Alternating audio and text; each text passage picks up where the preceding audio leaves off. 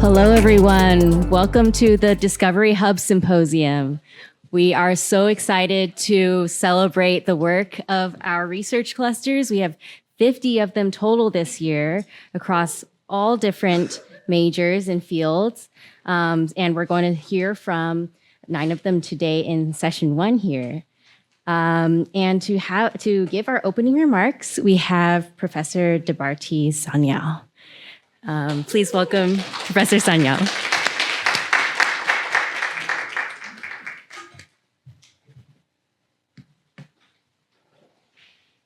Thank you. Hi, everyone. Good morning. I'm Debarti Sanyal. I am a professor in the French department, and I'm also director of the Center for Interdisciplinary Critical Inquiry, which is one of the collaborations with Discovery. And it's such a pleasure to see so many of you here. I know we're all currently in that end-of-term survival mode. But today we're hitting a pause button to celebrate the Discovery Hubs in a symposium that's dedicated to the research journeys of our students. Now, when we launched this as a pilot program at CC, we had all sorts of hopes and dreams, but the reality has really exceeded all of them. A partnership that's this successful does not run on intellectual curiosity alone. It runs on the Herculean efforts of a few key people that I'd like to thank. Leslie, Executive Director of Discovery, who's still probably checking people in right now. She here? No? Without whose vision and leadership, these collaborations would not have happened. Leslie's given students an extraordinary opportunity to discover the joys and challenges of mentoring, research, and teamwork. So thank you, Leslie, for bringing Discovery to CC, and also my sincere thanks to Crystal and the entire Discovery team for having organized the hubs and put together this amazing event. I know it must have been a tremendous amount of work. A couple of CC thanks. Marlena, you've been the architect of the CC workshops. Thank you for creating research spaces that are both intellectually rigorous and receptive, and for your uncanny ability to turn logistics into care. And Brianna, who may or may not be here. Yeah, there she is. You've handled the task of getting our LAEP students paid, and in the world of academia, there is no greater act of love than navigating payroll so that scholars can focus on their thinking, so thank you. And of course, thank you to all of you Discovery scholars who've turned what was a program on paper into a living, breathing intellectual community of undergraduate and graduate researchers. We have 12 CC fellows, I believe, and 4 sociology fellows who together have mentored 80 undergraduate mentees. Now, that's nearly 100 people moving the needle on what cross-disciplinary research and collaborative research looks like. And seeing the CC clusters alongside projects from all across the Discovery Hubs is a rare opportunity to see that the siloed academic is a total myth. Today is an opportunity for us to see this collaborative and interdisciplinary spirit in action. So I'm really excited. Now, CC in particular and Discovery are especially suited to each other. CC stands for the Center for Interdisciplinary Critical Inquiry, and we're actually a unit that holds the Berkeley Center for the Study of Religion, the Program in Critical Theory, the International Consortium of Critical Theory Programs, that's a mouthful, a journal called Critical Times, the Summer Program in Digital Humanities, Environmental Arts and Humanities, and a Mellon program on A Counter-Imaginary for Authoritarian Times. So we're kind of, a bit of a monster. As a center, we support collaborations between the arts, humanities, law, and the sciences to address contemporary global challenges. So religion and politics, like religion and democracy, the global forms of critical theory, authoritarianisms, old and new, borders and migration, that's my area of research, and we've actually kind of been working a lot on the question of borders. And as well as regimes of intolerance and discrimination across the world, and climate change. Nice little portfolio there. Many of the CC Discovery Fellows, as you'll see this morning, work in these areas of urgent and common concern. Today, we'll hear presentations that, in fact, realize CC's cross-disciplinary and collaborative aspirations. The subjects that we'll be discovering range from Afghan migrants at the Mexico-US border to unemployment and critical theory. So when today's celebration ends, I invite you all to continue to be part of the CC intellectual community. This fall, come check out our programs, come to our receptions, and continue the intense conversations that you had in your research hubs. We'll be really happy to see you again. So without further ado, let's get started.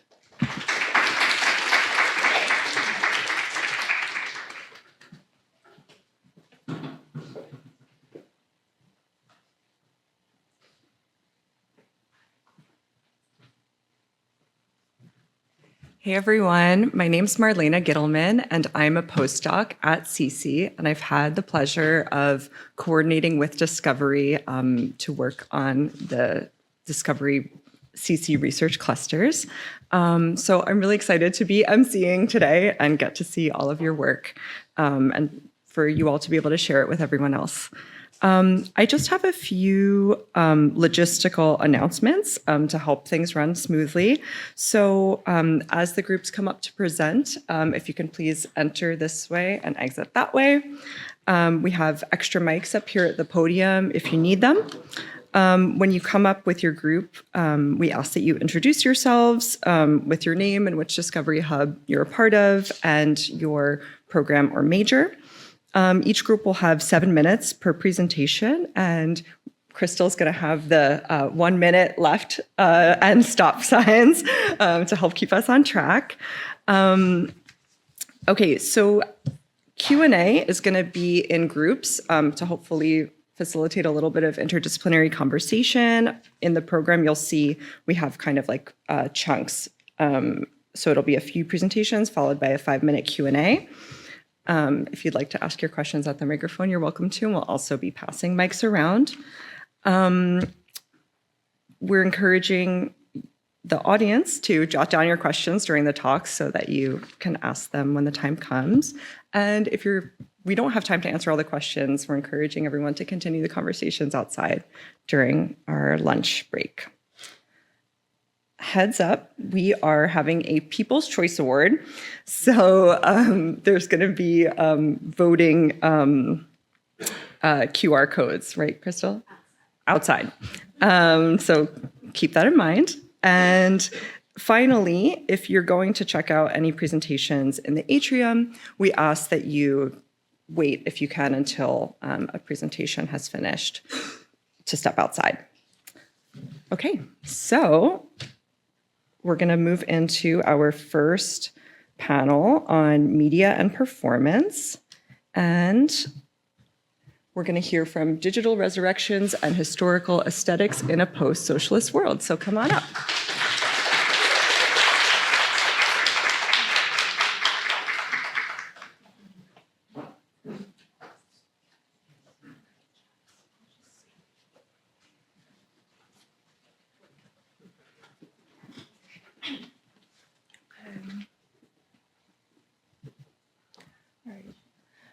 Hi, everyone. Thank you so much for coming today. My name is Yvonne Lin. I'm a PhD candidate in the Department of East Asian Languages and Cultures. And we are part of the CC cluster at Discovery Hub. So without further ado, I'm going to turn it over to my wonderful mentees.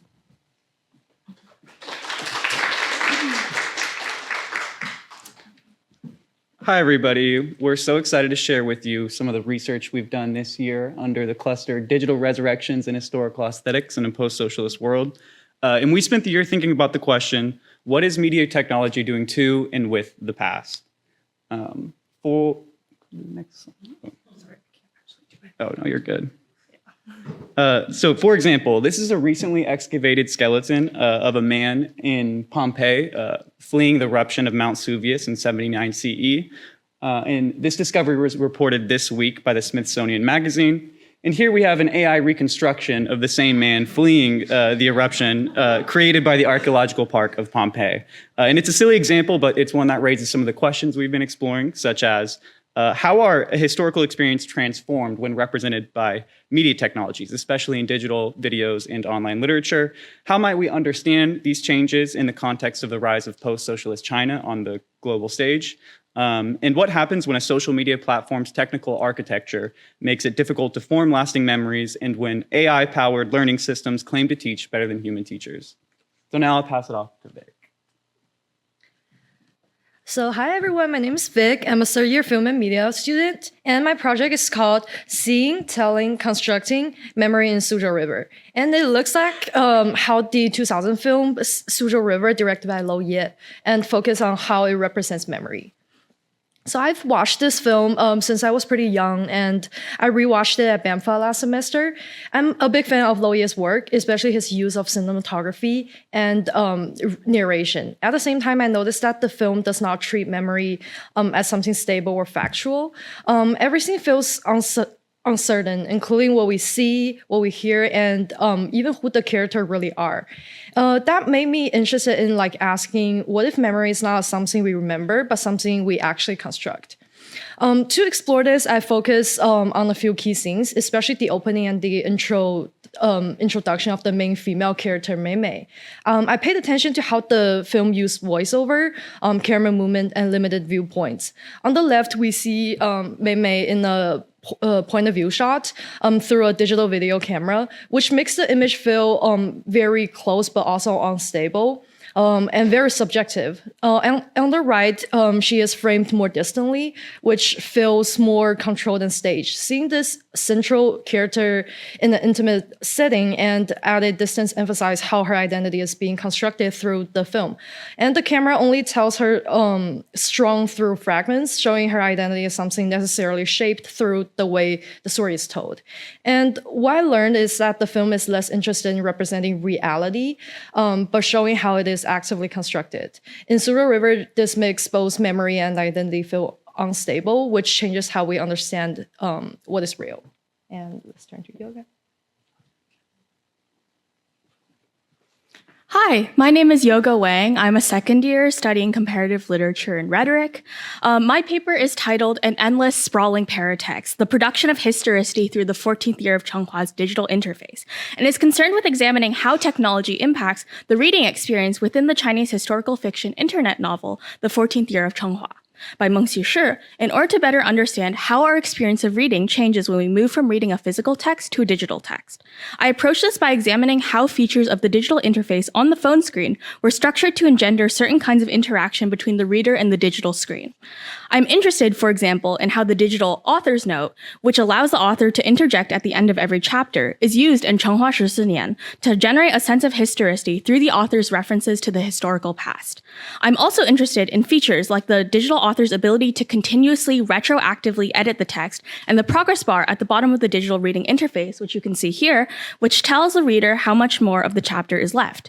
Through my examination of these features, I'm arguing both that the digital interface is interested in producing a sense of endlessness through its features, and that the specific feature of the author's note allows Chenghua 14 Nian to appear as historical.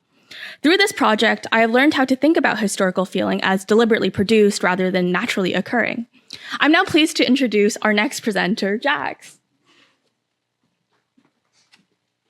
Hi, everybody. My name is Jax. I'm a fourth-year rhetoric and philosophy major. In my paper, Decompression Without Relief, Brain Rot in the Aesthetic Form of Control Societies, asks why users on TikTok, and specifically young users, experience brain rot as a chosen form of decompression, even though it's both understood to be a genre of low-quality digital content, as well as the feeling of cognitive degradation associated with said content. So I asked the question of why users are essentially able to scroll the feed for hours and not remember anything that they just scrolled. And I became interested in this topic over the summer when I was teaching middle schoolers who were obsessed with this subgenre of brain rot called Italian brain rot, depicted here. They were fluent in its references, and they had this anxiety about perhaps like the content disrupting or degrading their brain. And to think about this, I combined a platform analysis of TikTok's interface, with close readings of various forms of brain rot content, such as clavicular/looksmaxing memes and their replications, as well as Italian brain rot. And I draw on French philosopher of technology Stiegler's argument that our capacity to form desires and participate in shared symbolic culture depends on how our technical systems organize our memory. So yeah, I will turn it over to... Hi, my name is Catherine, and I'm a fourth year studying applied math and computer science. My paper is titled Digitize Personalized Learning and its Efficiency Logic. Motivated by the ubiquity of AI in education, I study how technology is changing education, particularly through the push for personalized learning, which is an instructional practice that emphasizes customizing the pacing, content, and delivery of curriculum to students through digital technology. I conducted an ethnography at Alpha School, a private school network with over 20 locations across the country that promises better results in less time through computer-based personalized learning. Academic instruction is entirely delivered through AI-powered apps, not teachers, and is limited to 2 to 3 hours a day, with the rest of the day dedicated to learning life skills through workshops or personal projects. So Catherine's project is really cool. She's done a lot of work on it and we're out of time. So I really encourage all of you to come talk to her during our break or our lunch and ask her more. Thank you so much for your time.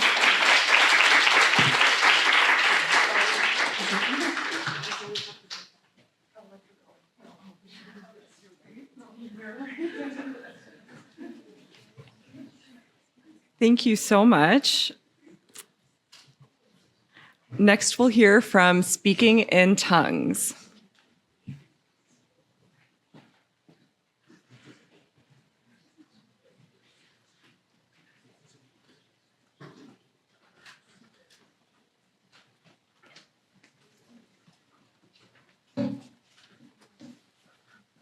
Hi, I'm Cheng Chai Chiang. I'm in the Department of English. And today we're presenting a presentation on the collaborative method of research that we've developed together through a close reading of a poem.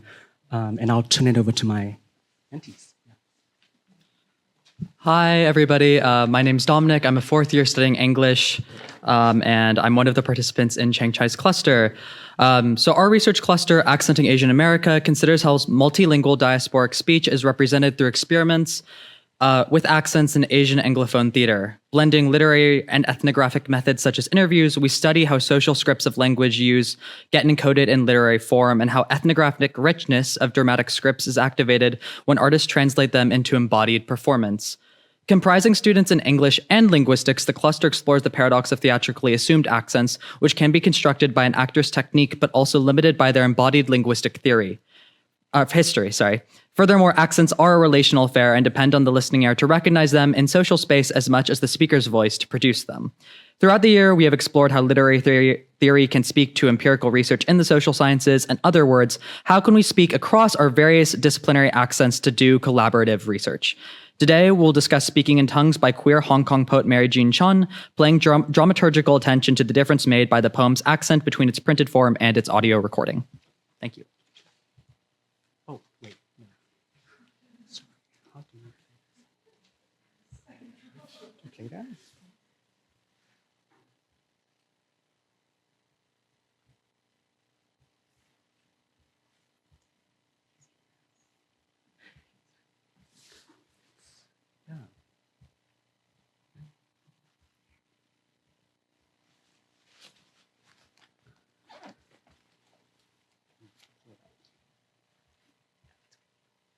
Speaking in Tongues. Speaking in Tongues. Mother says, fun lay. Poet says, behave. Mother says, sing scene. Poet says, moonbeam. Mother says, separation of voice. Poet says, behave, moonbeam. Mother says, the way you ask the moon to behave is transgressive, not Chinese. Poet says, my voice is a splinter.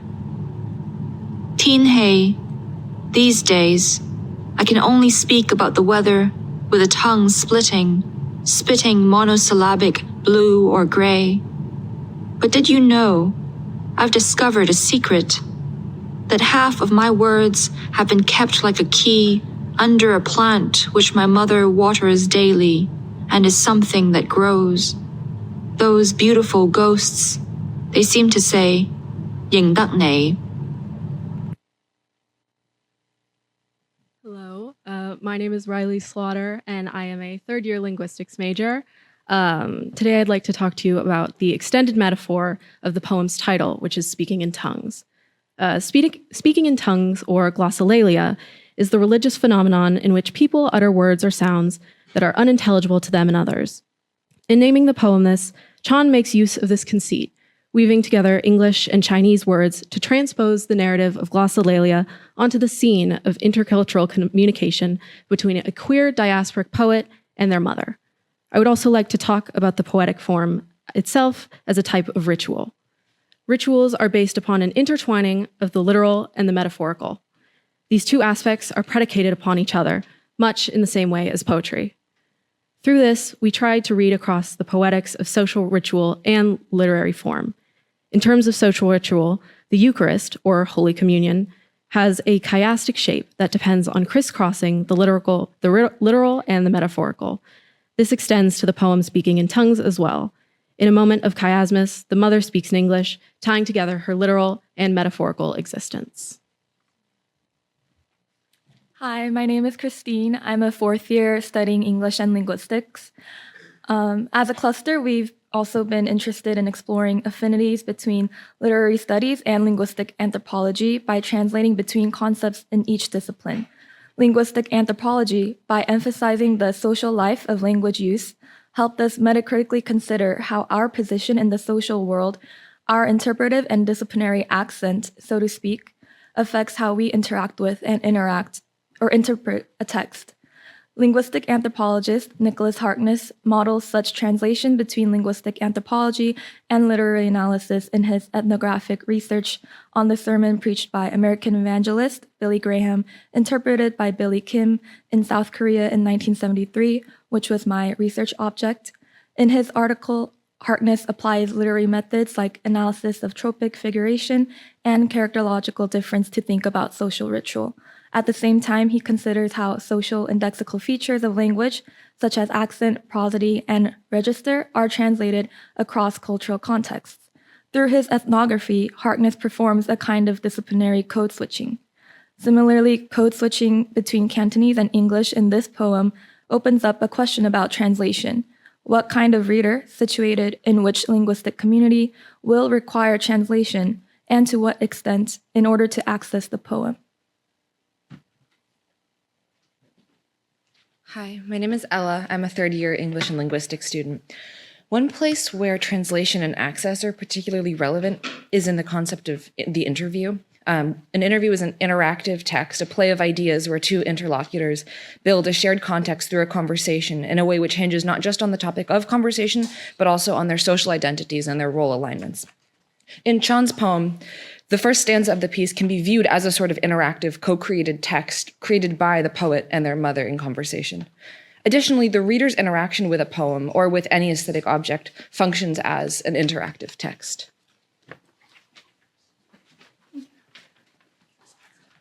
Hi, my name is Iram. I'm a third-year English major. And another way we approached this poem was through autoethnography. As a non-Cantonese speaker, when I first read the poem, I felt the need to translate its meaning, especially the Chinese characters and the Romanized Cantonese. I felt like the poem wouldn't make sense without these translations.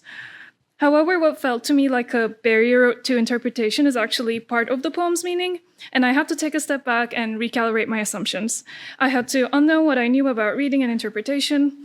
And the last line of the poem, which translates to "I recognize you," is unintelligible to Anglophone readers without an explanation or a translation, but it gestures towards how knowing itself is tied into unknowing, and figuring out the relation between knowing and unknowing is actually part of the research process. I just want to say that Dominic has a really lovely close reading of the poem that we can't do here because of time constraints, but please approach him to talk about the poem if you're interested. Thank you so much.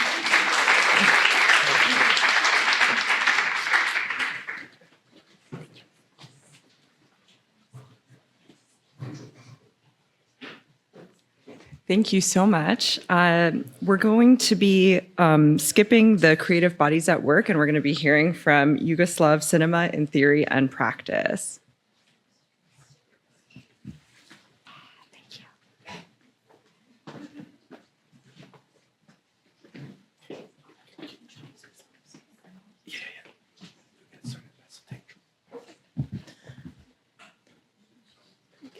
Hello, everyone. My name is Ali Petrovsky. I'm a third-year double major in English and Slavic Studies, and our research group focused on the New Wave movement in Yugoslavia, and we specifically looked at montage.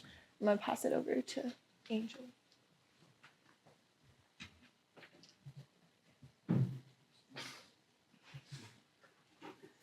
Hi, everyone. My name is Angel. I'm a fourth year studying political economy and Slavic studies. I will give you a brief overview on Yugoslav new film and experimental cinema.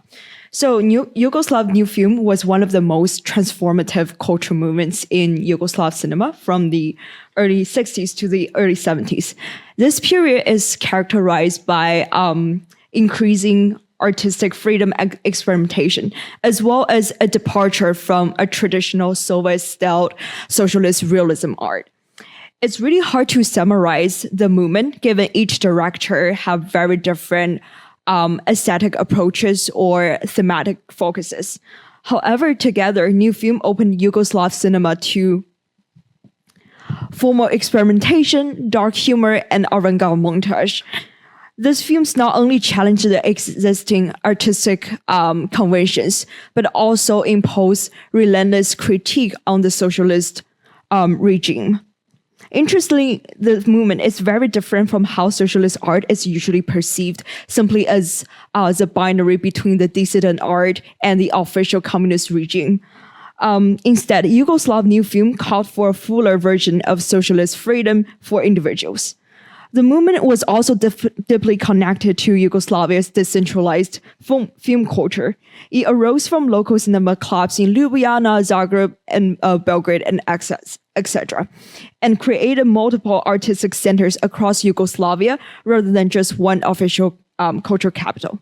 On the slide is one most famous representative work of Yugoslav new film, W.R. Mysteries of Organism, directed by Dusan Makavejev in 1971. Even from the poster, we can sense something unexpected for a socialist country during the Cold War, a cinema that is playful, erotic, and free. Hi, I'm Henry, fourth year rhetoric, English, and South Slavic major.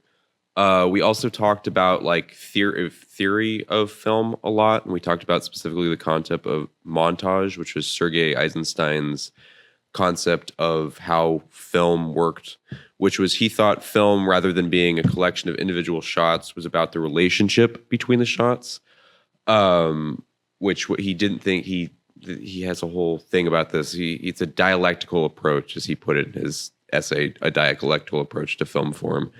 And the most famous example of this, or one of the most famous examples, is this thing he uses in his own movie, which was called October, 10 Days That Shook the World, is this section called For God and Country, where he has a bunch of different images of religious and political iconography.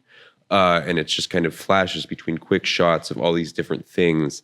And it's about forcing the audience to question kind of the relationship between them. You know, you see like the stone Buddha, and you see the figure of Christ, and you see all these different objects, and you have to think, the audience has to think, what is the relationship between them? What does it mean, each item?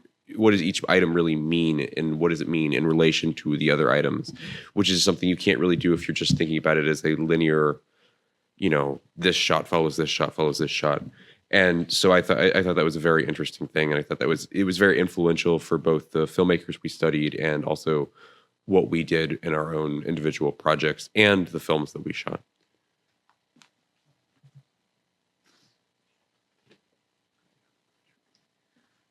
For my research project, I was focused on women's participation in the amateur film circles that were in Yugoslavia, and I specifically was looking at the film Zemsko by Dunja Ivanišević, and then home movies by Vukica Julius. And I was looking at how there was a gender data cap that they were focusing on filling. Hi, everyone. I feel really short, but my name is Angel. I'm a third year in Slavic languages and literatures and film and media. For my research project, I analyzed representations of labor in Vlatko Filipović's short labor documentaries, specifically Hopjan, with close reading analysis using theoretical frameworks of montage theory, to which Henry has gracefully given us an example of.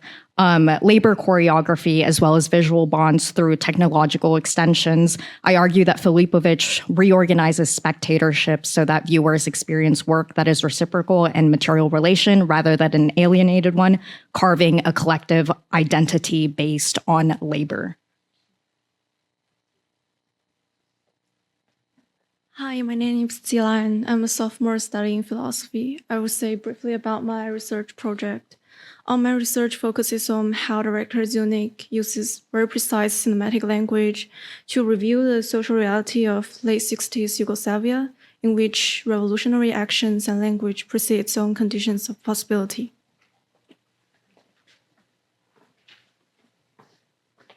So my research project goes out of Yugoslavia and explores the sixth generation cinema in China against the backdrop of post-socialist China, and on how these films, usually made in the 90s and 2000s, translate historical contradictions produced by China's rapid marketization and political centralization into personal and affective forms.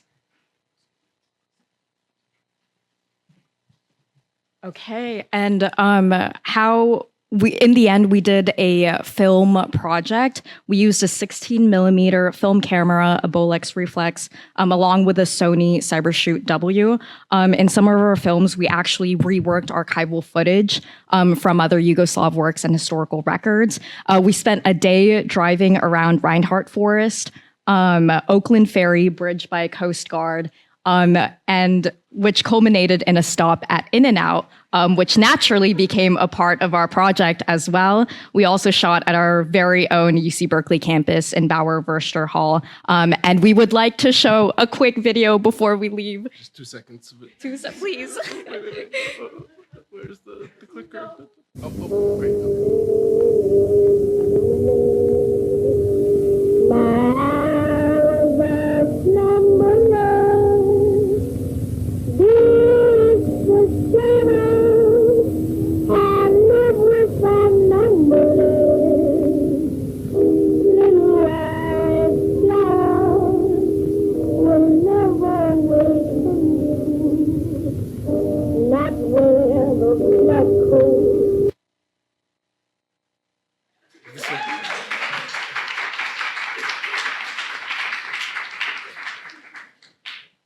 Thank you so much. It's so exciting to see everyone's work so far. So that's our media and performance group, and now we'll have a 5-minute Q&A. So each group, could you send up your 1 or 2 representatives to answer some questions? And if you're in the audience and you have a question, we have microphones coming around. Feel free to raise your hand or come up to the front to ask your question, either way. Questions.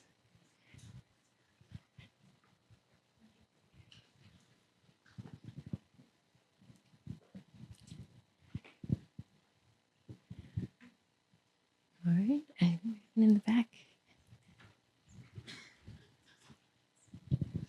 Hi, this question is for Catherine. Since your presentation was kind of cut short, do you want to share what your findings were from the ethnography at Alpha School? Yeah, sure. So my argument is basically that personalized learning creates an imaginary in which a student is both empowered by their agency in deciding how and what to learn, but also reduced to a mechanical mental model that's more interpretable to the machine or the personalized learning system than to a human teacher. And I drew on education reform, cybernetics, and critical pedagogy.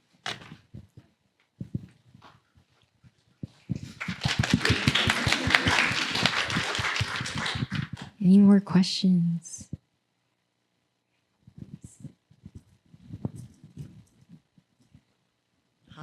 I would love to hear a little bit more about the film. Yeah, what do you want to know? Yeah, so when we were looking at these films, we weren't exactly doing like a specific plot line or something. We were looking at trying to emulate the techniques that were used in these different amateur film circles, which would have been, like we talked about, montage, but also the fact that in these amateur circles, they weren't tied down by certain institutions that would have kind of dictated what they had to do in their film. For instance, Anievsky has a great book on this where she talks about how amateur cinema was kind of freed from these different constraints. So yeah, there really was like a freedom when putting things together. And it was also interesting, we made different films, but used all the same clips. So it's cool to see like how when you reorganize things and like create different kinds of montage, even the same clips can generate different ideas. Yeah. Thank you.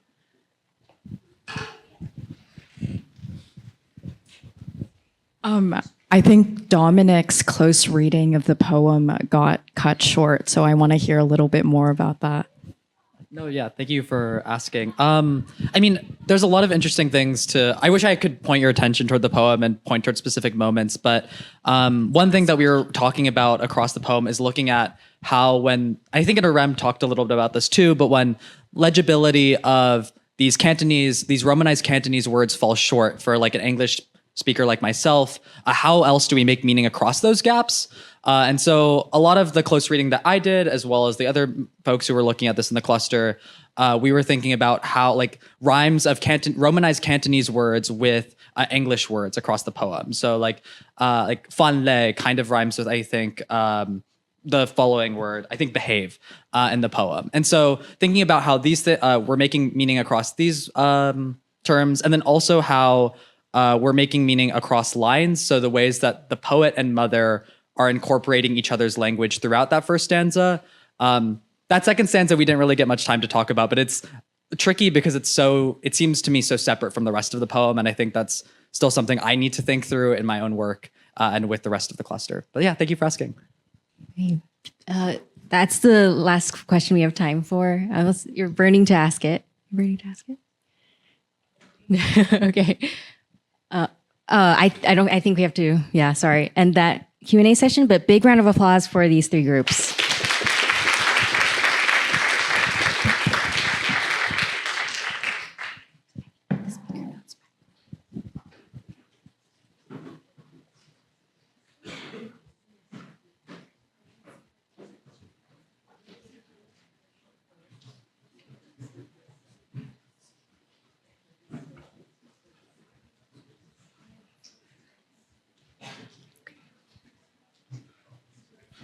A reminder to the presenters, there's some extra mics on the podium and a clicker, so feel free to use those. You don't have to, but you may. And when you use the mic, they're really sensitive, so just speak really close to them.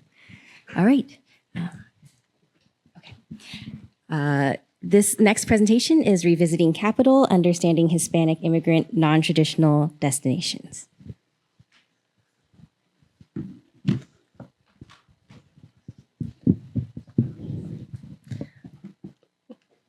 Good morning, everyone. My name is Esme, and together I'm here with Nathaniel, Jack, and Joseph, and we're really excited to present our in-progress research paper, Revisiting Capital, Understanding Hispanic Immigrant Non-Traditional Destinations.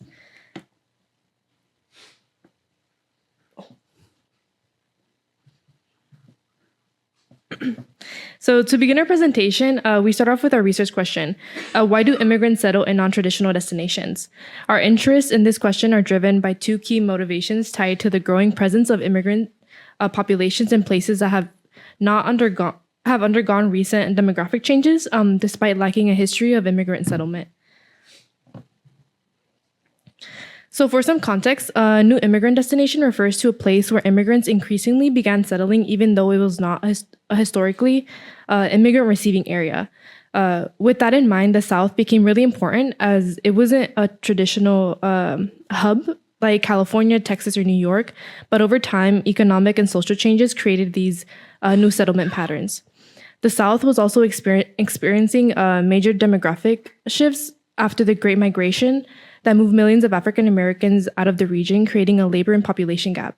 So by the late 1980s, many Latino immigrants began moving into these areas in search of economic opportunity, helping reshape the South's racial and demographic makeup. So immigrants were also navigating a region shaped by racial inequality and the legacy of Jim Crow, while still building strong communities and social networks. The labor demand, lower cost of living, immigrant policies like the 1965 Immigration and Nationality Act all helped draw immigrants to the South. So overall, these new immigrant destinations were often chosen strategically in pursuit of opportunity and stability, which also connects to the assimilation theory, the idea that immigrants gradually adapt to become integrated into the mainstream American society over time. Despite this theory, our main intervention is to use Pierre Bourdieu's theory of capital, which we believe is more comprehensive in the context of Hispanic immigration to the American South, which would otherwise consider such settlement to be irrational. So Bourdieu conceptualizes 4 different types of capital. These are economic, cultural, social, and symbolic. As I have up on the slides, economic capital is essentially money and material assets. Cultural capital includes things like education and credentials. Social capital are networks, very broadly defined. But lastly, we want to focus specifically on his concept of symbolic capital. So symbolic capital is derived from these other forms of capital, representing how the process by which they are recognized as legitimate. Although we focus on symbolic capital for our work, Bourdieu also brings up other symbolic terms, namely symbolic power and symbolic violence. Symbolic power reinforces symbolic capital and is held by those with such capital to create categories and definitions.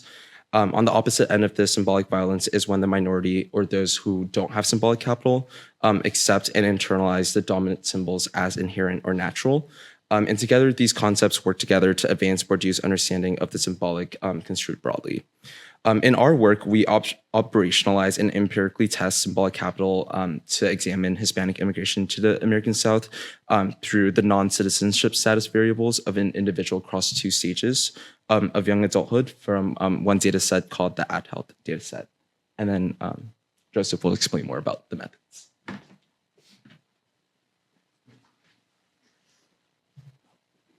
Okay. To empirically examine each of the effects of different forms of capital and the likelihood of moving to the South in Wave 5, we use the AdHealth dataset. We use the publicly available version and end up with a sample of 444 individuals, which includes only those who were in all of 5 waves. AdHealth began data collection around the same time demographic growth in the South among Hispanic immigrants was occurring, thus allowing us to understand capital accumulation across 5 different life stages, an advantage with longitudinal data. In addition, we use logistic regression models with Moondoc variables, which are panel-level averages of time-varying variables that allow us to differentiate between long-term and proximal exposures of covariates. Our dependent variable for our model is a binary outcome variable that measures whether the individual resident in the South resided in the South at Wave 5. Our independent variables, our interests include the measures of the forms of capital mentioned earlier, in addition to household income, which represents economic capital. One thing to note is that not all variables are measured across all waves. As for our controls, we include the marriage variable, the cultural, economic, and social variables, and social demographic variables such as race, ethnicity, and gender. The goal here is to identify statistically significant measures that predict our outcome variable and to distinguish each effect of each form of capital. There are many takeaways from analyzing the results of our model. Here we have a forest plot that displays the odds ratio and 95% confidence intervals for each of the beta coefficients.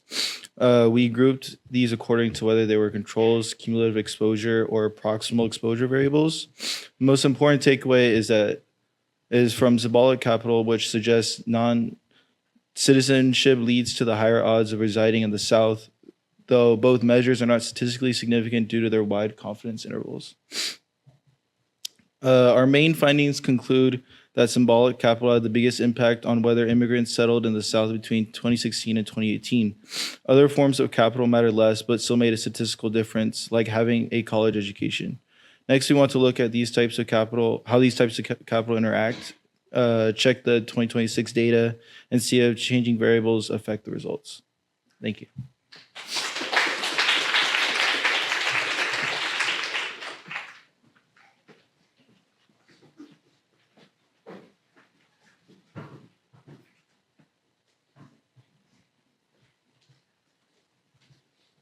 Thank you so much. Continuing with our group of clusters on migration, identity, and borders, we will hear from Afghan migrants at the Mexico-US border.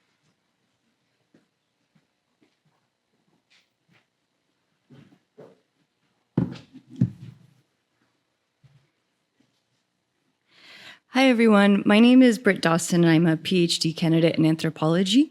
Our presentation is based on my fieldwork in Tijuana at the only shelter for Muslim migrants in Latin America. Between 2023 and 2025, changing immigration policies, some of which specifically targeted Muslims, greatly affected the people with whom I worked. Afghans were the largest population in the shelter, a consequence of the US withdrawal from Afghanistan in 2021. With neighboring countries refusing to accept more Afghan refugees, thousands have been making their way across Latin America with hopes of gaining asylum in the United States. Many of the Afghans I met in Tijuana were some of the 200,000 who had worked with US forces in their country and were left behind. This year, our team explored the research question, how do Afghan migrants experience and navigate their vulnerability to fungibility and volatile political forces at the Mexico-US border? Today, Medina and Ishal will share stories of some of the Afghan migrants navigating such circumstances.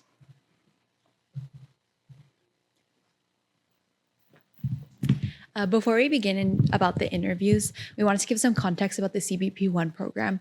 This app was introduced under the Biden administration, which changed the existing ability to request asylum at the border to now being an appointment process that you had to request through the app. The consequences of this led to people waiting for even over a year for an appointment. We'll begin with interview 8, which tells the story of an international worker who served in Libya, Sudan, India, and across Central Asia, and of course in Afghanistan, where he served Afghan women-owned businesses with Islamic Relief and the UNDP. But that led to his first threat from the Taliban. They called him directly, calling him an infidel, and threatening that they wouldn't stop until he was brutally slaughtered. And they didn't stop. That wasn't his first threat. After the second threat, and combined with the threat to his future first daughters, he decided to immigrate to America. But that process wasn't easy either. And in Dubai, he went through extensive checks. And then in Mexico, he had threats to his physical and psychological well-being, and a long period of waiting. The threats to his well-being included psychological threats, which he noticed changes even within himself and the way he parented his children, as well as physical threats, which led to barriers in even going to get education for his children. This case was very interesting due to his forced fungibility. So when we say this, we mean their labeling and relabeling and transformation. As an international worker, he served many people in shelters, and he noted himself that he never noticed that one day he will also be in the shelter. He also had a lot of notes about the future, which was one of his main motivating factors in migration. And he noted that it's not easy to leave your home, your house, your people, your area, but we had to because the Taliban doesn't care about the future of Afghanistan. And these are some of our top thematic codes for this interview. I would like to begin this section with a quote from the field notes that really captures their stories. For every person who left for the United States, it felt as if 5 more people would come to the shelter. With them, stories of loss, violence, fear, but also a sense of hope for the future, knowing they would soon be in the United States. This field note follows Nosrat and Ayub.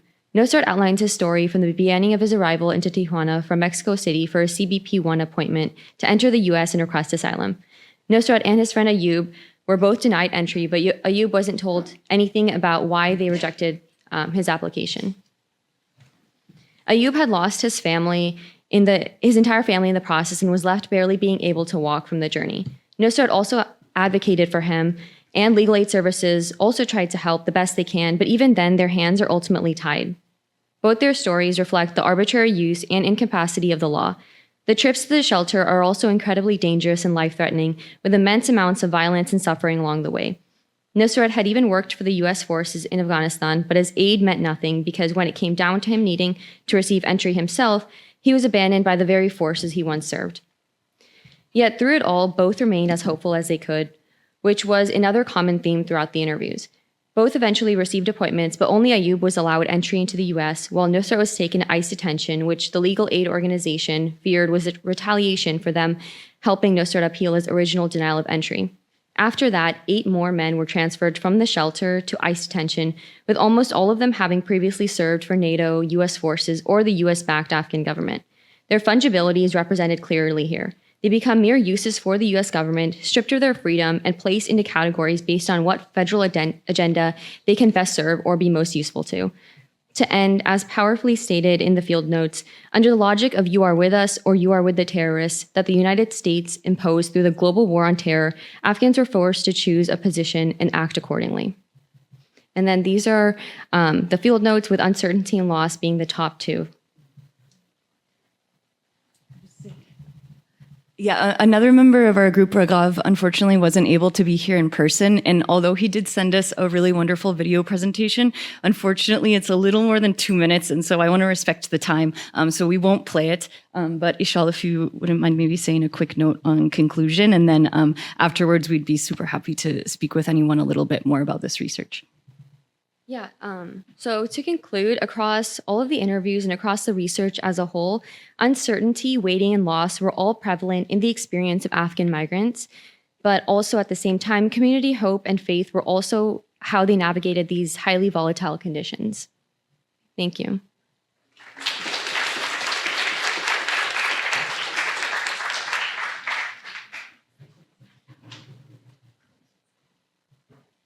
Thank you so much. Now we'll hear from Italiano di Partenza, Rethinking Italianness Across Borders and Languages.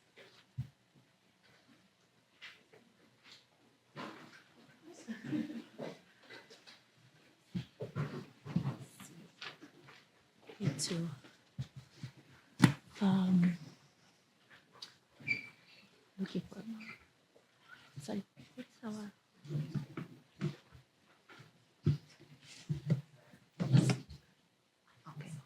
okay, it's easier. Okay. Hi, my name is Maria Grazia, and I'm a PhD student in the Italian department. So today with my cluster, we will present our still in progress project, Italiano di Partenza, Rethinking Italian Across Borders and Language. Italiano di Partenza, or departure, describe writers who move behind Italianness, while still carrying and working its trace in the translingual prose. As our research progresses, we realize that movement is never linear. Alongside partenza, there is also return and many other forms of mobilities in between. As we translated the research into maps, we realize how complex nation-state and border can be, but also how visualized writer crossing enrich our research. Okay. Yes, this is us.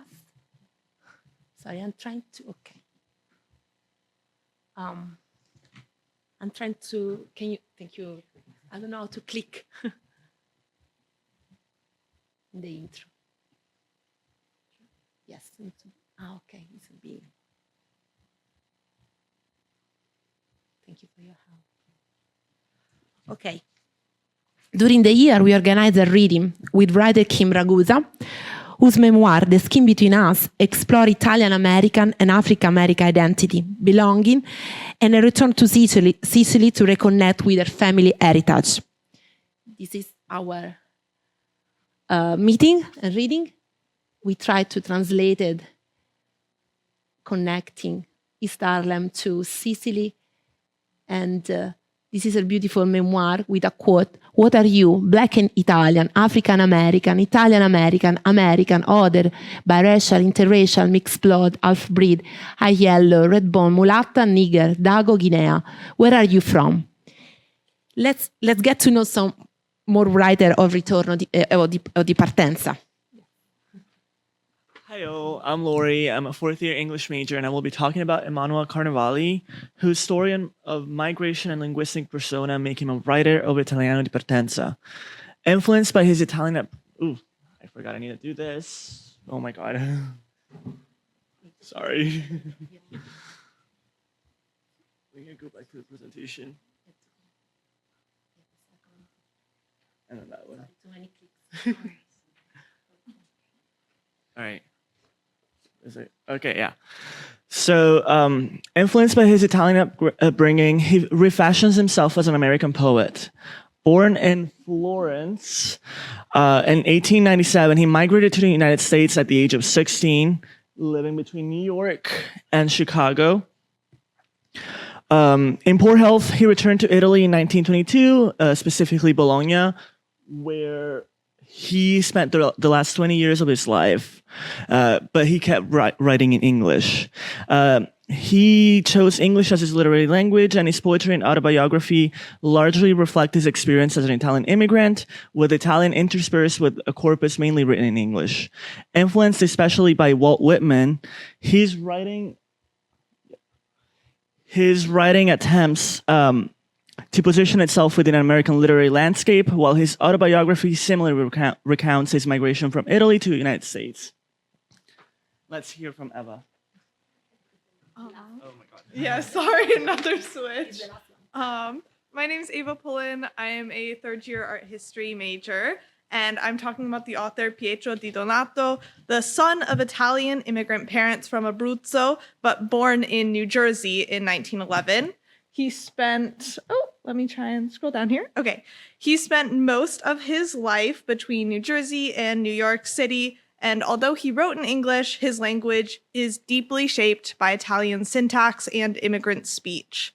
Christ in Concrete is his semi-autobiographical novel about an Italian-American family in New York, focusing on a young boy, Paul, whose father dies in a construction accident, forcing him into the harsh world of labor. His connection to migration is both personal and central to his work as the son of immigrant laborers who himself became a bricklayer after his father's death. The novel explores immigrant exploitation, family sacrifice, religious disillusionment, and the failure of the American dream, with the quote projected there. Hello, I'm Sung Yoon, a third-year MCB major. I've looked at The Invisible Glass, written by Lauren Wall. Nothing is actually known about this author apart from the fact that he uses a pen name, Lauren Wall, instead of his actual name, Lawrence Maddalena. The novel explores themes such as race, gender, queer identities across the borders. There are a lot of similarities between the author and the main character, Cheek, because they are both the World War II veterans who moved to Italy. And the novel invites readers to actually reflect on how these themes are transformed and reshaped while migrating to Italy across the border. In particular, there's a scene where the main character Cheek and his lover Anna has a conversation about race and struggles to understand their each perspective about racial consciousness, due to the different background and different geopolitical cultural contexts existing across the borders. And yeah, this is the quote. Hello, my name is Isabella, and this semester I've been studying Mario Puzo, who many know for writing The Godfather, but less for his first novel, The Fortunate Pilgrim, inspired by the life of his mother. Born in New York City in 1920 in the Manhattan neighborhood of Hell's Kitchen, Puzo grew up in an Italian immigrant household which deeply shaped his writing. Writing primarily in English, he can be considered a writer of Italiano di Partenza because his work explores Italian identity, migration, tradition, and the immigrant experience. In The Fortunate Pilgrim, Puzo portrays the struggles of an Italian immigrant family in New York during the Great Depression. One theme that stood out to me is the creation or ethnogenesis of a new Italian-American identity as immigrants from different regions of Italy began forming a broader sense of Italianness in America. In reference to these Italian-American immigrants, Puzo writes, "They were pioneers. They moved in a sadder wilderness where the language was strange, where their children became members of a different race. It was a price that must be paid."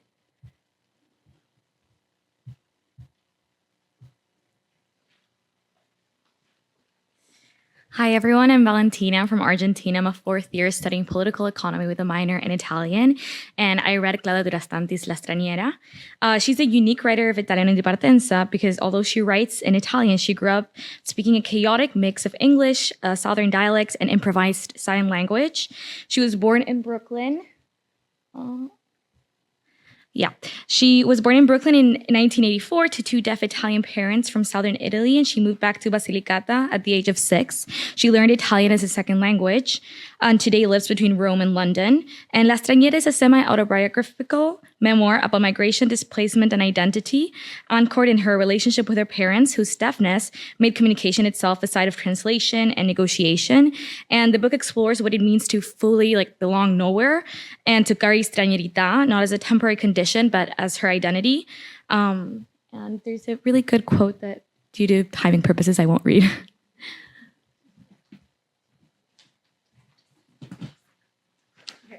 Hi, everyone. My name is Sophia. I studied migration archives and translational mobility, studying the author Valeria Luiselli, who defines herself as a falsa italiana, which is a fake Italian, and she holds an Italian passport from her grandfather.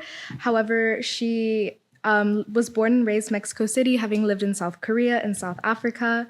And although she does not write in Italian, she still maintains a strong connection to Italianness, and the themes in Lost Children archive strongly resonate with the Italiano di Partenza. Language and migration are deeply interconnected, as multilingual voices, border crossings, and displacement shape both the structure and the narrative of the characters searching for belonging. Okay.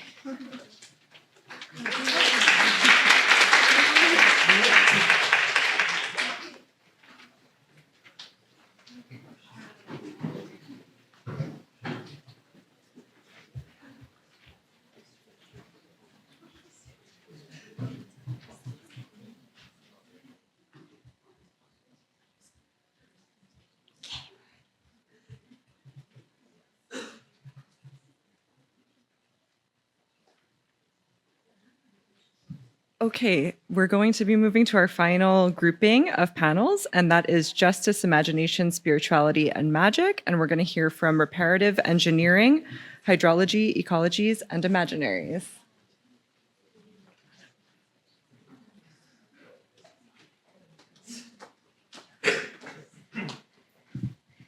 Good morning. Today we'll be talking through Repair in the Plantationocene, which attends to questions of climate and justice in Jamaica.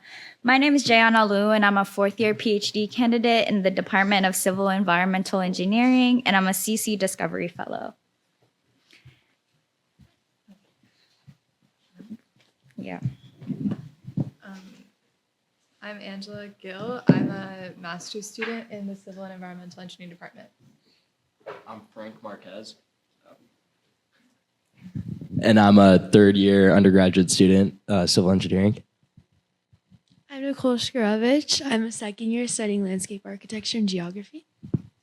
I'm Annette. I'm a fourth year studying computer science and geography. I'm Allison. I'm a first year studying data science and in earth and planetary science. So to orient us, I have a few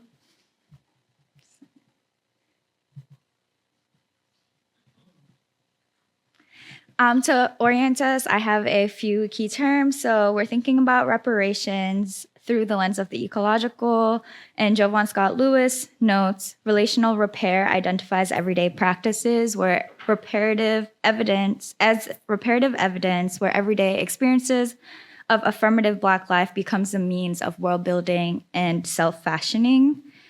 Repair is important to how we're conceptualizing this interdisciplinary engineering project, and we spent the better part of last semester, the fall semester, learning about theories of repair emerging from the Caribbean context, but specifically Jamaica.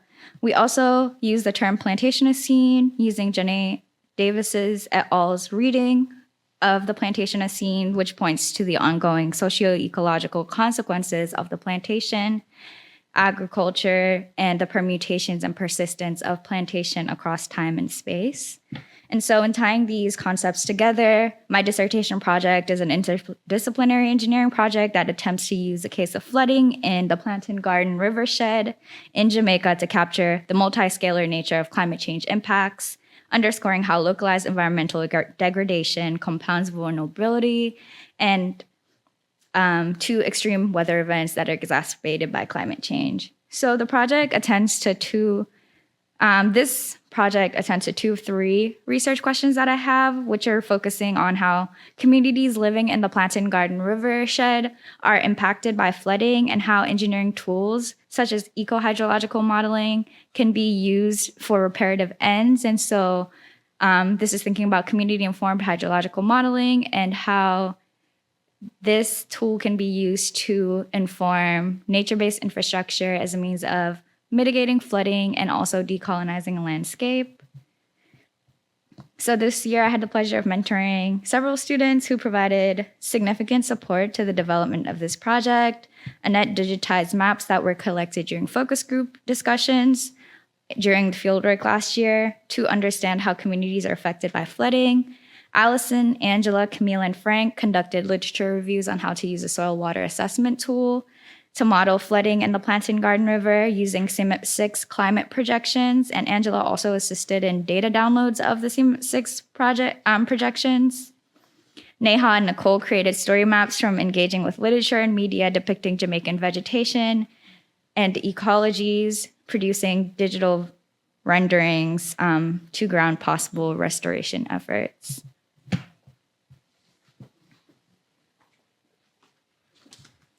So to digitize the maps, I created some digital scans of the maps that were created during fieldwork in Jamaica, which I uploaded to ArcGIS Pro and georeferenced.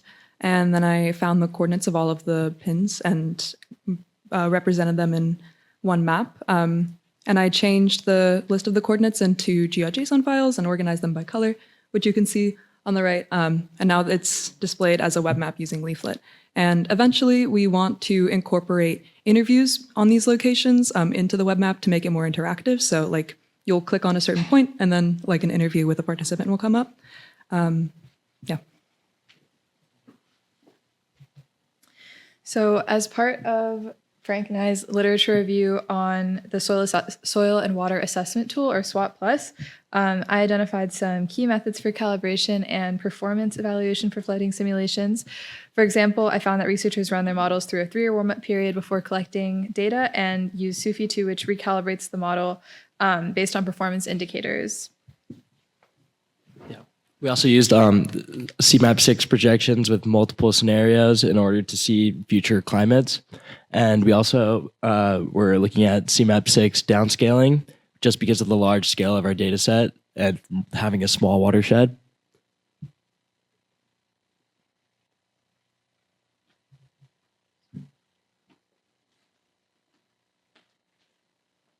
Another one of the research, the undergrad scholars Allison worked on the process of incorporating machine learning and deep learning into the SWOT modeling process. And based on their research, they found that machine learning can improve SWOTs in collaborating inputs, improving predictions from outputs, and doing both to fully integrate systems. So through the literature review that I conducted, I also found that deep learning can also tell us where to prioritize restoration. So long short-term memory models can identify which subbasins drive peak discharge most, and reinforcement learning can optimize restoration placement across flood mitigation, ecosystem recovery, and community livelihoods simultaneously.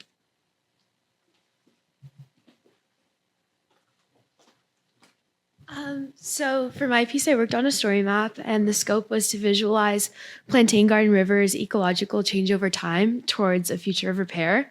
Through analyzing landscape representations and doing literature review on vegetation and its concurrent trade, we can better understand the ways in which people linked to the Plantain Garden River might be exposed to increasing climate risks like hurricanes and flooding. The following overview on riparian vegetation in Jamaica presents a decolonial perspective. Not only does the representation in plant knowledge incorporate practices of resistance, but it also destabilizes the ontologizing forces of colonial botany and the plantation continuum. And my research studied the unmaking of Arawak Canucos into colonial era landscapes. And the research embedded Black ecologies of resistance and survival through the provision ground, fugitive ecologies, and African traditional plant knowledge. And finally, I designed a small segment of a repaired plantain garden river. And I selected and placed 8 plants with ecological and ethnobotanical significance in a way that might help come closer to restoring a mutually beneficial relationship between indigenous, Black, and more than human species in the age of increased vulnerability to climate disasters.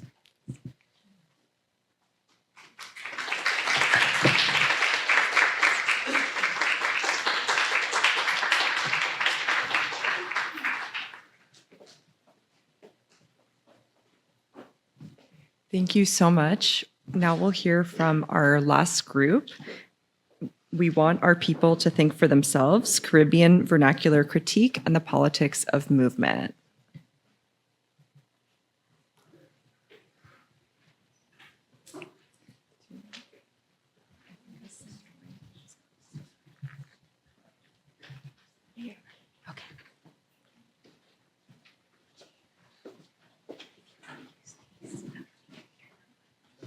I think we'll be all right.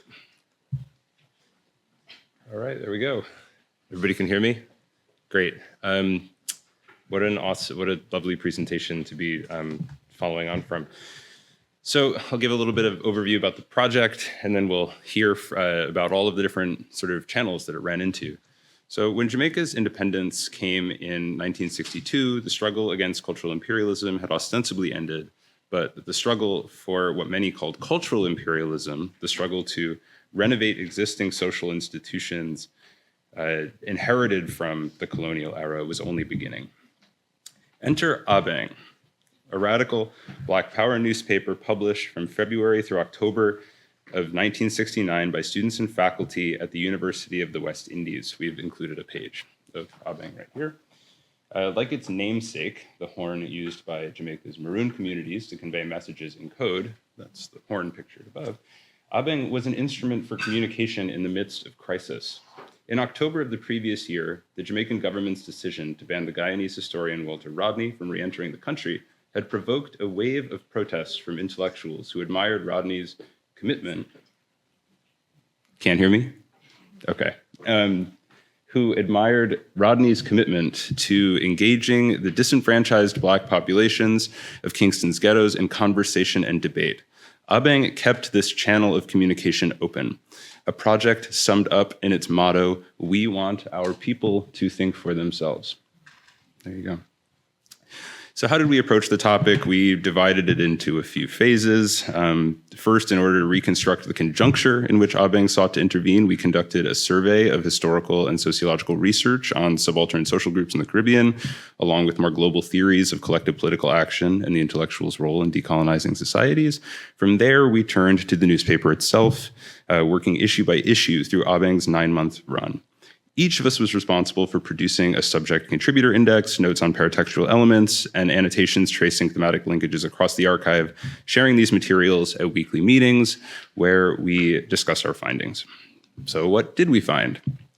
What emerged was a remarkable and tenuous synthesis of third worldist Marxism and Black Power, celebrations of African cultural achievement and panegyrics for the Ethiopian Emperor Haile Selassie sitting side by side with popular histories of Jamaican labor movements and concrete programs for economic reform. It's telling that upon Abeng's dissolution, its 4 editors would take up positions across the broad spectrum of Jamaican radical politics.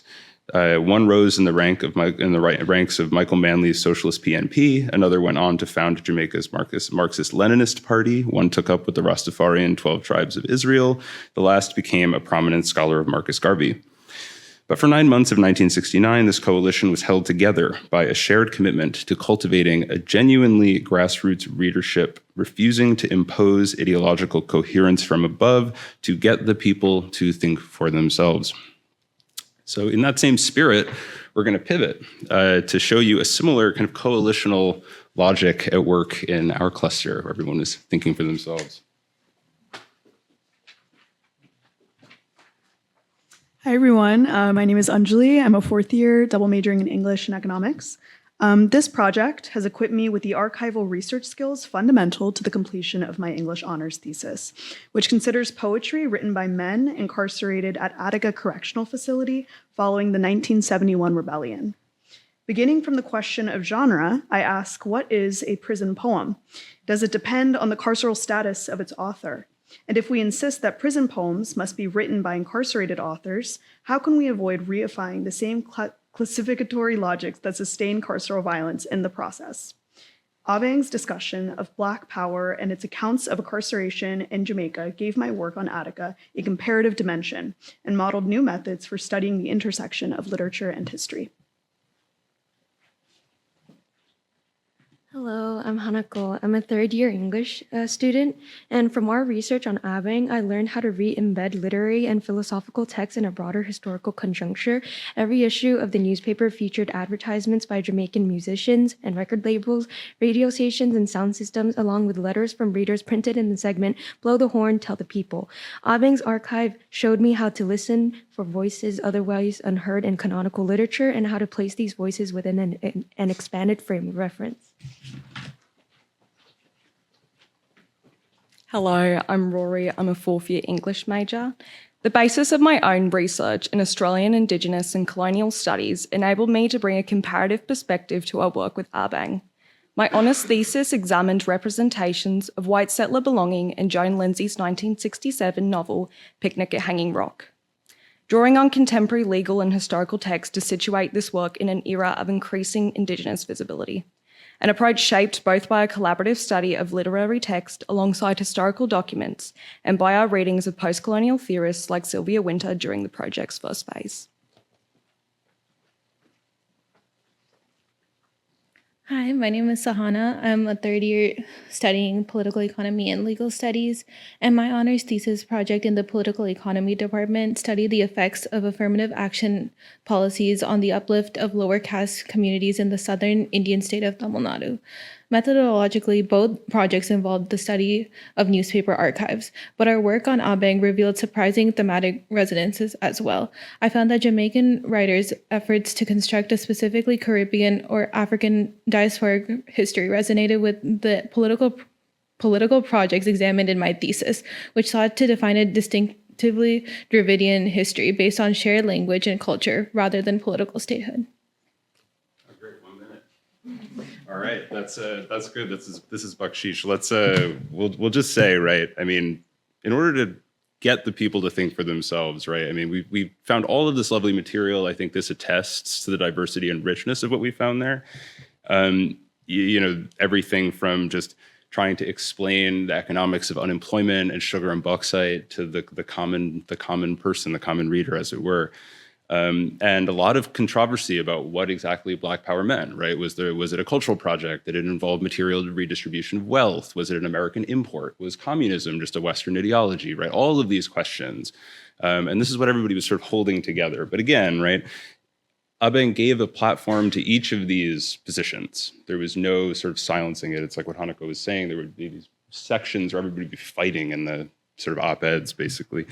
But you know, the ethos, I think, is nicely summed up in a way by the premise that every cook can govern, right? That's C.L.R. James's line. Abeng told his readers, "You are involved. A few people have made us start, but everybody must take a turn to blow the horn of our fathers."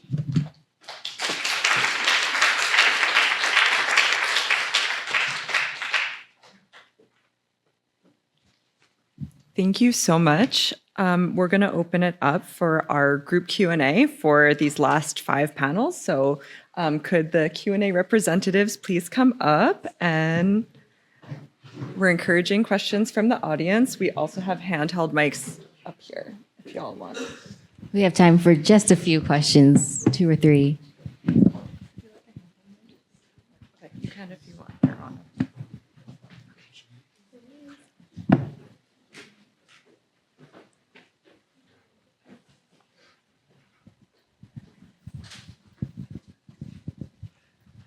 Hi, I have a question for the group that presented on the Afghan migrants at the Mexico-US border presentation. I was curious if you could talk a little bit more about like the methodology as somebody who's not coming from an anthropological background, about how you would index like the, I guess, themes that you found in the interviews. I was just curious if you could elucidate a little bit more of that for me. I'd be curious to hear. Thank you. Is this on? Okay. First, we weren't able to include in the presentation, but we read a lot of literature about just in general, like migration, especially with like Afghan migrants and also migrants coming from countries with like the war on terror and stuff like that. So from there, we saw big themes across that text. And then when we read through the interviews, our first go around, we were looking for certain things and we were noticing certain patterns. So we just like roughly wrote all the themes that we noticed and then we compared between each other. We found the most common ones and the ones that were most consistent. And then we had a list of those and we read our interview and then we just cross-checked and we noted every time each of those themes came up and then we tallied it up that way. I don't know if there's anything you want to. Yeah. Thanks. Can I have the presenters come up to the front a little bit further for a photo opportunity? Because the slide is on your face. Thank you. We have time for one more question. If it's not from the audience, it will come from me. Okay, I wanted to hear from any of the groups who got to do maybe some travel or some like trips for your research. Did you get to kind of get off campus and do any research off of campus? No? No one? Okay. How about for the repairing the plantation in Ocene research group, what kind of types of evidence did you look for and where did you find them? For mine, I was looking through a bunch of different sources. Some of them were literature, where they were a lot of colonial accounts of things that were planted in royal botanical gardens, a lot of trade routes, but I was also looking at paintings that kind of helped inform what the landscape looked like at different stages over time. Some of them were watercolors, others were etchings, some were photography, so I was combining that with the literature to kind of imagine what the landscape looked like. Thank you so much. Let's have a big round of applause for these 3 groups. 5 groups. All right. Hello and welcome everyone to the session 2 oral presentations of the Discovery Hub Symposium. First, I'd like to invite our faculty director of Berkeley Discovery, Alessandra Lanzara, to do some opening remarks. Thank you. Thank you, Crystal. Thank you, everyone. So it's very exciting for us. This is the second part of the symposium. We had the first part this morning. It's really exciting for us to see the success of this program. We had over 200 people participating today with a broad representation from campus, which is something I'm really proud of because generally it's easier to talk to people in STEM and find the research opportunity. It's less likely to support a student in the humanities, art, social science. And so we had a big representation this year also in this, along this topic. We had in total 56 different majors. So students that were part of this program represented 56 majors around campus. And together all our scholars are part of 7 schools across this campus. So it's a very big representation. This is the first undergraduate symposium, and we hope to grow more next year. And our goal in the future through the Discovery program is to reach each undergraduate and to provide opportunity before graduation for each undergraduate. Is something we are really pushing hard with campus administration, with the chancellor, who truly believe in the mission of Discovery and the importance to make sure, especially in today's world, that when a student graduate and go outside Berkeley, they bring not only knowledge from book, but knowledge by inexperience through research, like the majority of you guys, but also through internship or other, hands-on type of opportunity. So thank you again for being part of this program. Thank you for having made it successful. Thank you to the graduate students who have really done an amazing job in mentoring the undergrad and growing with the undergrad in this new type of leadership role. As one student told me, she told me, now I finally understand you as an advisor, because I understand what it means to mentor students. I understand what is the responsibility that a mentor should have and how I should be a better mentee. So I think that's, that's amazing. And for all of us, part of the discovery, the most important thing is seeing you growing. And again, I want to really emphasize the importance that has been for us to be able to reach to social science, to see students in film, art, history participating and coming up with all these different incredible projects. So thank you to all of you, and we hope you can continue to be part of our family, either being just alumni and help the next student, or by applying and participating again to this program. And we also hope each one of you can become an ambassador for our program. So if you are interested, reach out to us, and you can be an ambassador and help us to make it really a movement at Berkeley, so that we can start shaking things and make the administration even more aware of how much you guys need this type of experience. So thank you to you all, and I'm looking forward to hear some of the amazing projects you have done throughout the semester. Thank you.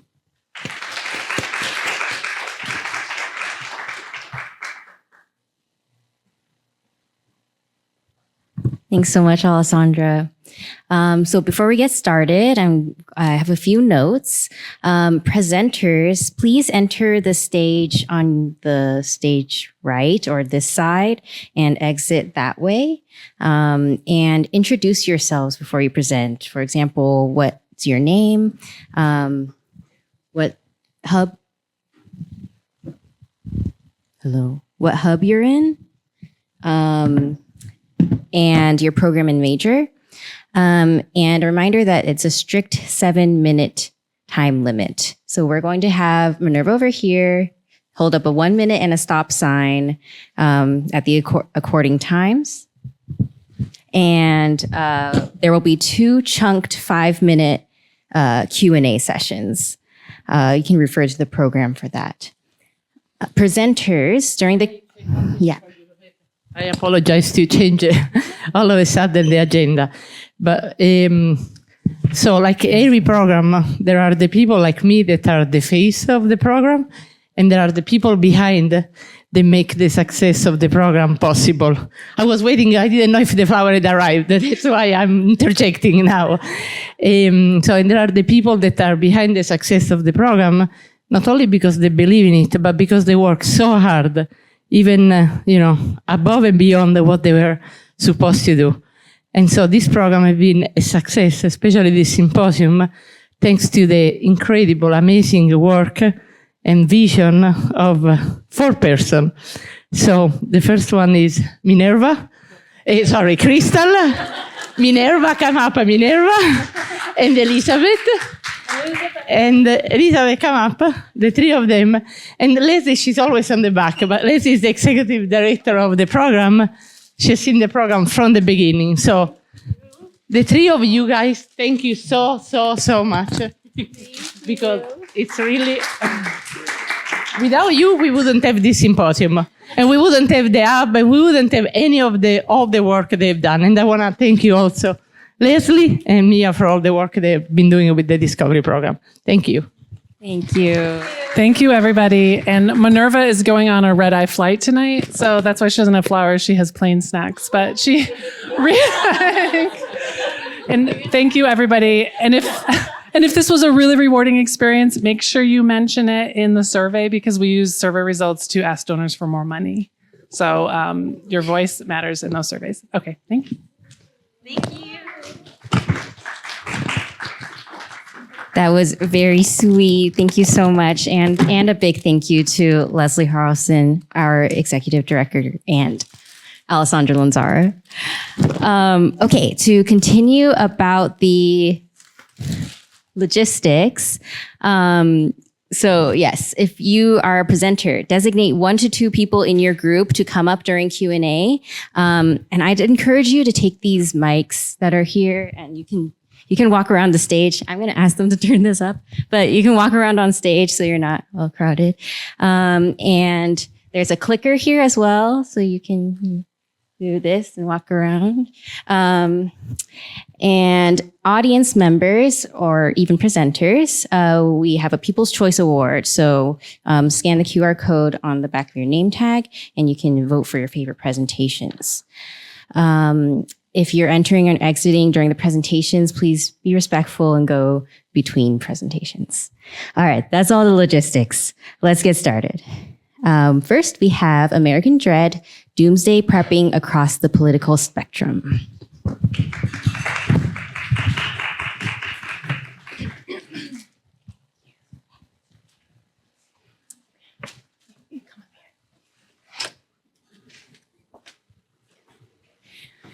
Thank you for coming. My name is Kirsten Crucell, and I am a PhD candidate in sociology.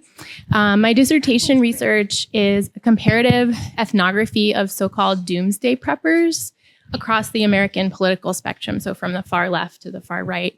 And I had the great fortune this year of working with 4 undergraduate scholars. So Heidi will come introduce the project, then John will tell us about the methodology, and then Elise will describe some preliminary findings. And then finally, Brianna will leave us with some concluding thoughts. So here's Heidi.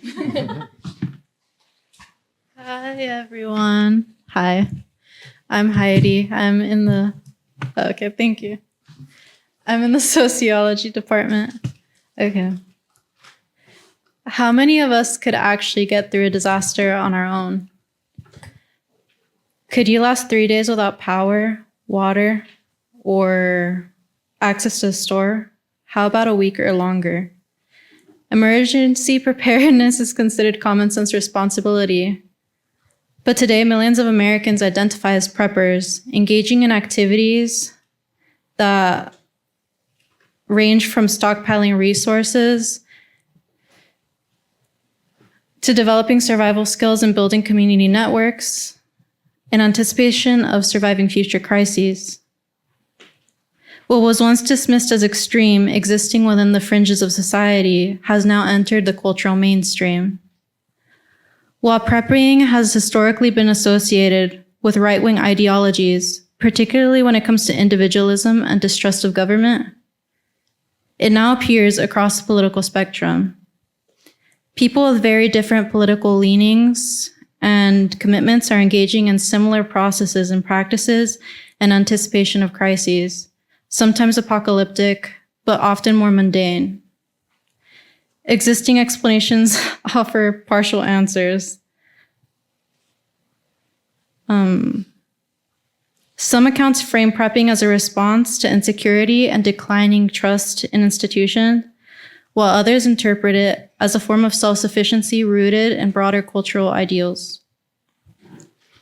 However, their approaches often overlook the political significance of prepping as a widespread social practice. If large numbers of people are turning towards private, individualized forms of risk management, this may signal a shift in how citizens understand their relationship to the state and their own responsibility in a crisis. Okay. This project addresses that gap by asking, how does political ideology affect a person's specific methods of prepping and ideas about community and solidarity? And how do preppers across the political spectrum understand their political agency and relationship with the government?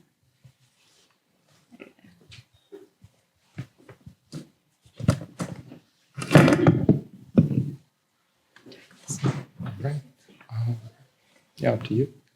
All right. Thank you so much for that introduction to our research, Heidi. My name is John. I am a third-year political science student here at Berkeley, and that brings us to the methodology section of our project. So the broader research for which this is a part, Kristen's dissertation research, is really employing a robust set of ethnographic qualitative methodologies, and that includes participant observation, digital ethnography, and interviews. Now, our cluster was primarily concerned with interview methods. Now, these interviews were drawn from a sample of self-identified preppers from across the political spectrum, though our subset of data included 4 left-wing preppers whose political ideological alignment ranged from democratic socialists all the way to revolutionary anarchists. Now, these interviews mainly focused on gauging subjects' prepping origin, like what got them into prepping, their prepping practices, and their political and civic attitudes generally. So how did we actually go about analyzing these interviews? Well, first, we loaded them into a qualitative coding program called MaxQDA. This allowed us to go through line by line and clean the transcripts, making sure that the text aligns specifically to the audio interviews that they're from. From there, we coded the interviews and developed a preliminary codebook that aligned with our research question. This codebook included types of political socialization, emotional responses to prepping and politics, actions that subjects would engage in as a part of their prepping, and of course, subjects' ideological alignment, which would then be assigned to parts of the transcripts that reflected these codes. From there, we switched interviews, which really allowed us to get a fresh set of eyes on these interviews and sort of switch around, what themes can we draw from these? That allowed us to refine our final codebook that Kirsten can go on to use in her research. And then perhaps most importantly, we synthesized these findings into analytical memos, which gave us the opportunity to really articulate how we felt these findings presented themselves in the interviews, what we thought was most important. So I feel it important to address why we use qualitative methodologies instead of quantitative ones. Conceivably, we could have set up some sort of multivariate regression or that sort of thing. But really what we were interested in is drawing on these specific idiosyncrasies, the nuanced emotional responses to prepping, how these individuals really came into the modality of prepping, of which they were aligned with. So for us, it really made sense, first and foremost, to draw on the intimate understandings that interview methods offered us and to really dig into those individual personalized experiences. So that concludes our methodology section. I will pass it over to Elise. Hi, my name is Elise. I'm an American Studies and Poli-Sci major. So I'll be talking about some of our preliminary findings. So using the coding methods that John described, we were able to identify common themes across interviews with these various leftist preppers. So we broadly noticed that the interviewees were similarly concerned with prepping for natural disasters and forms of political persecution by stockpiling and learning everyday life skills to largely benefit both themselves and their communities. Specifically, they stock up with weapons, medical supplies, food, and prepare financial safeguards, ranging from rainy day funds to bars of gold. And some skills they identified included first aid and earthquake safety measures, or even small things like being able to change a tire. And overall, they expressed wide distrust of the government agencies and at a local and federal level that are meant to protect them and keep them safe. So instead, the leftist preppers in our sample see their communities as an alternative to these agencies that are meant to keep them safe and often do not. So based on what people are preparing for, such as earthquakes or complete government collapse, exactly what those communities look like varies. Should we stop? Yeah. Okay, I'll just skip a little ahead. One prepper explained that they see stockpiling as a community benefit and a form of mutual aid and said it's a social responsibility to be prepared. And so we see this as prepping is not something that's like inherently a doom scenario or about abandoning society, but as a way to reduce one's helplessness to benefit their wider community. Hi, my name is Brianna. I'll just do a really short conclusion. Ultimately found that with our preliminary findings, it suggests that prepping has evolved to mean different things for different people, depending on their ideological alignment and their prepping origins. Ultimately, this project works to shed light on how the proliferation of prepping across the political spectrum speaks to the health of the American political and civic culture in a time of escalating risk and uncertainty. Thank you.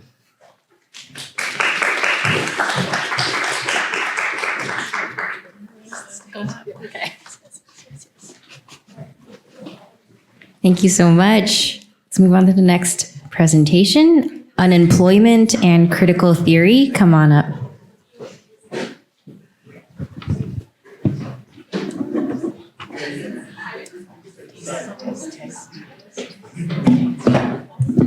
Test, test.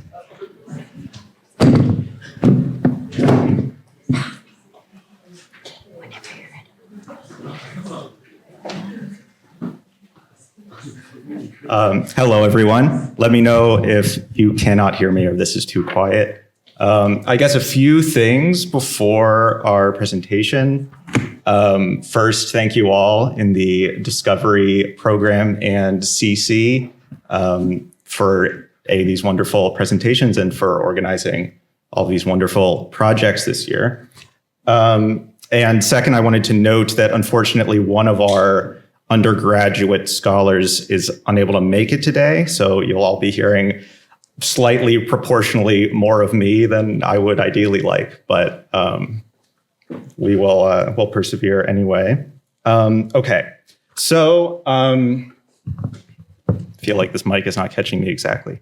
Okay. So our research cluster was on unemployment and critical theory. Essentially, this cluster grew out of my basic dissertation project, which is attempting to sort of rewrite a section of, or sort of reconstruct the history of critical theory, conventionally understood to be a kind of continuation of post-Kantian philosophy into, say, the Frankfurt School, et cetera. In other words, a kind of account of a crisis of labor in bourgeois modernity, and instead say, what if we reconstruct this trajectory from the standpoint rather of the dynamic of excluding labor from sort of social participation and the structure of sort of contemporary society. And if we kind of re-articulate that sort of understanding from the perspective of labor's expulsion rather than positive relations of labor in, and especially focusing on the 20th century. And so, wait, that's not right. Is that right? This is right. Okay.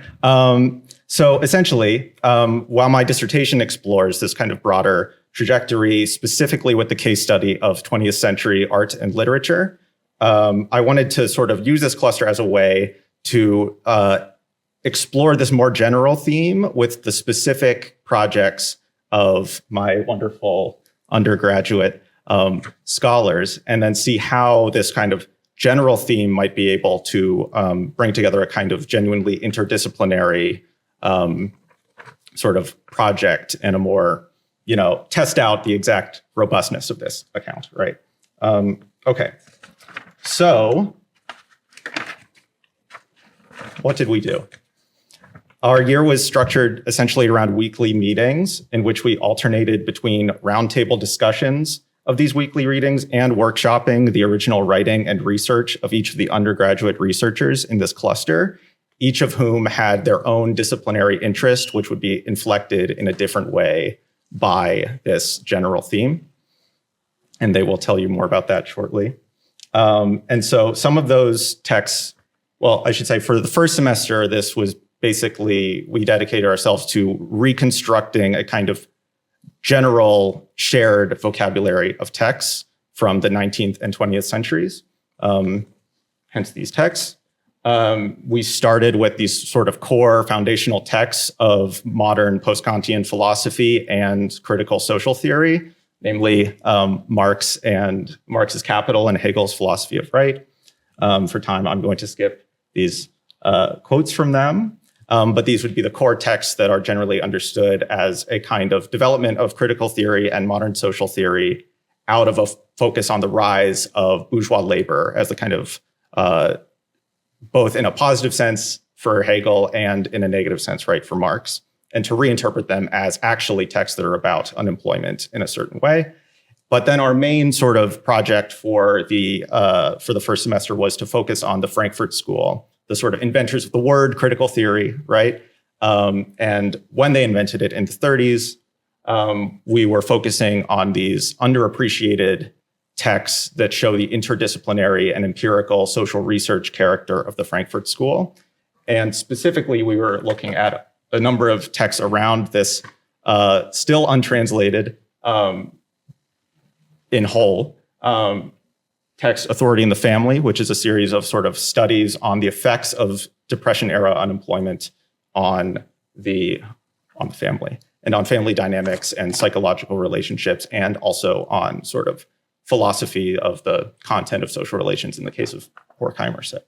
And so the transition here is that Horkheimer says the unemployed are no more, whereas in the 19th century, this looks like a distinct class, the class of the unemployed, whereas to Horkheimer, the 20th century is characterized by the fact that the unemployed are no more, and only unemployed, we could say singular unemployed people, are left. They no longer appear as a distinct group necessarily in the same way.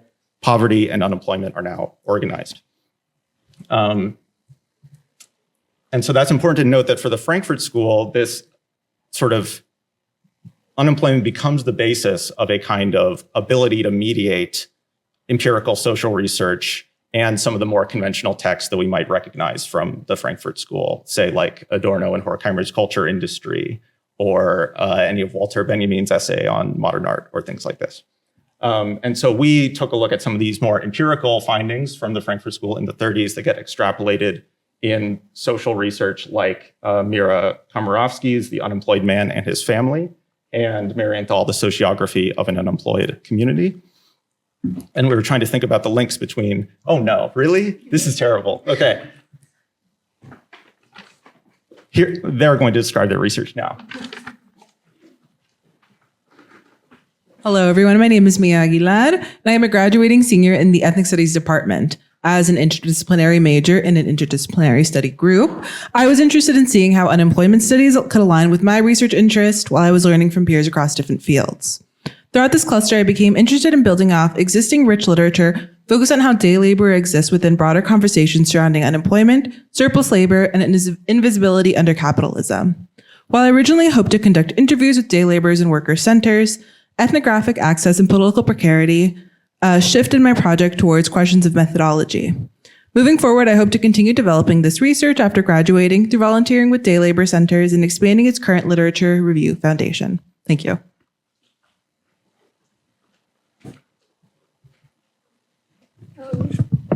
Oh no. Hi everyone, my name is Ella and I'm a third year studying comparative literature. My involvement in this research cluster was motivated by an interest in how unemployment studies might challenge my thinking about the relationship between capital and labor and on class struggle in general. For my research project, I decided to study the genre of leftist documentary literature, which was born out of the widespread unemployment of the Great Depression and from intense prescriptive debates about the orientation of artwork and artists in relation to revolutionary activity.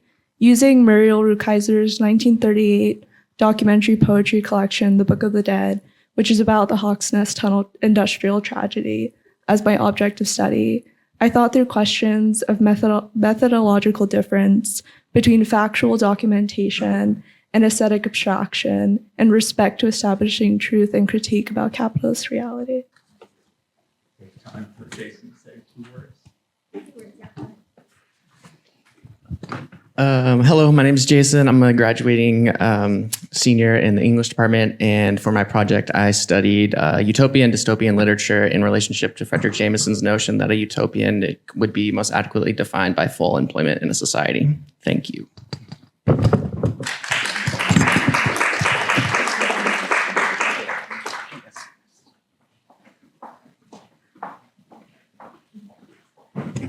Thank you so much.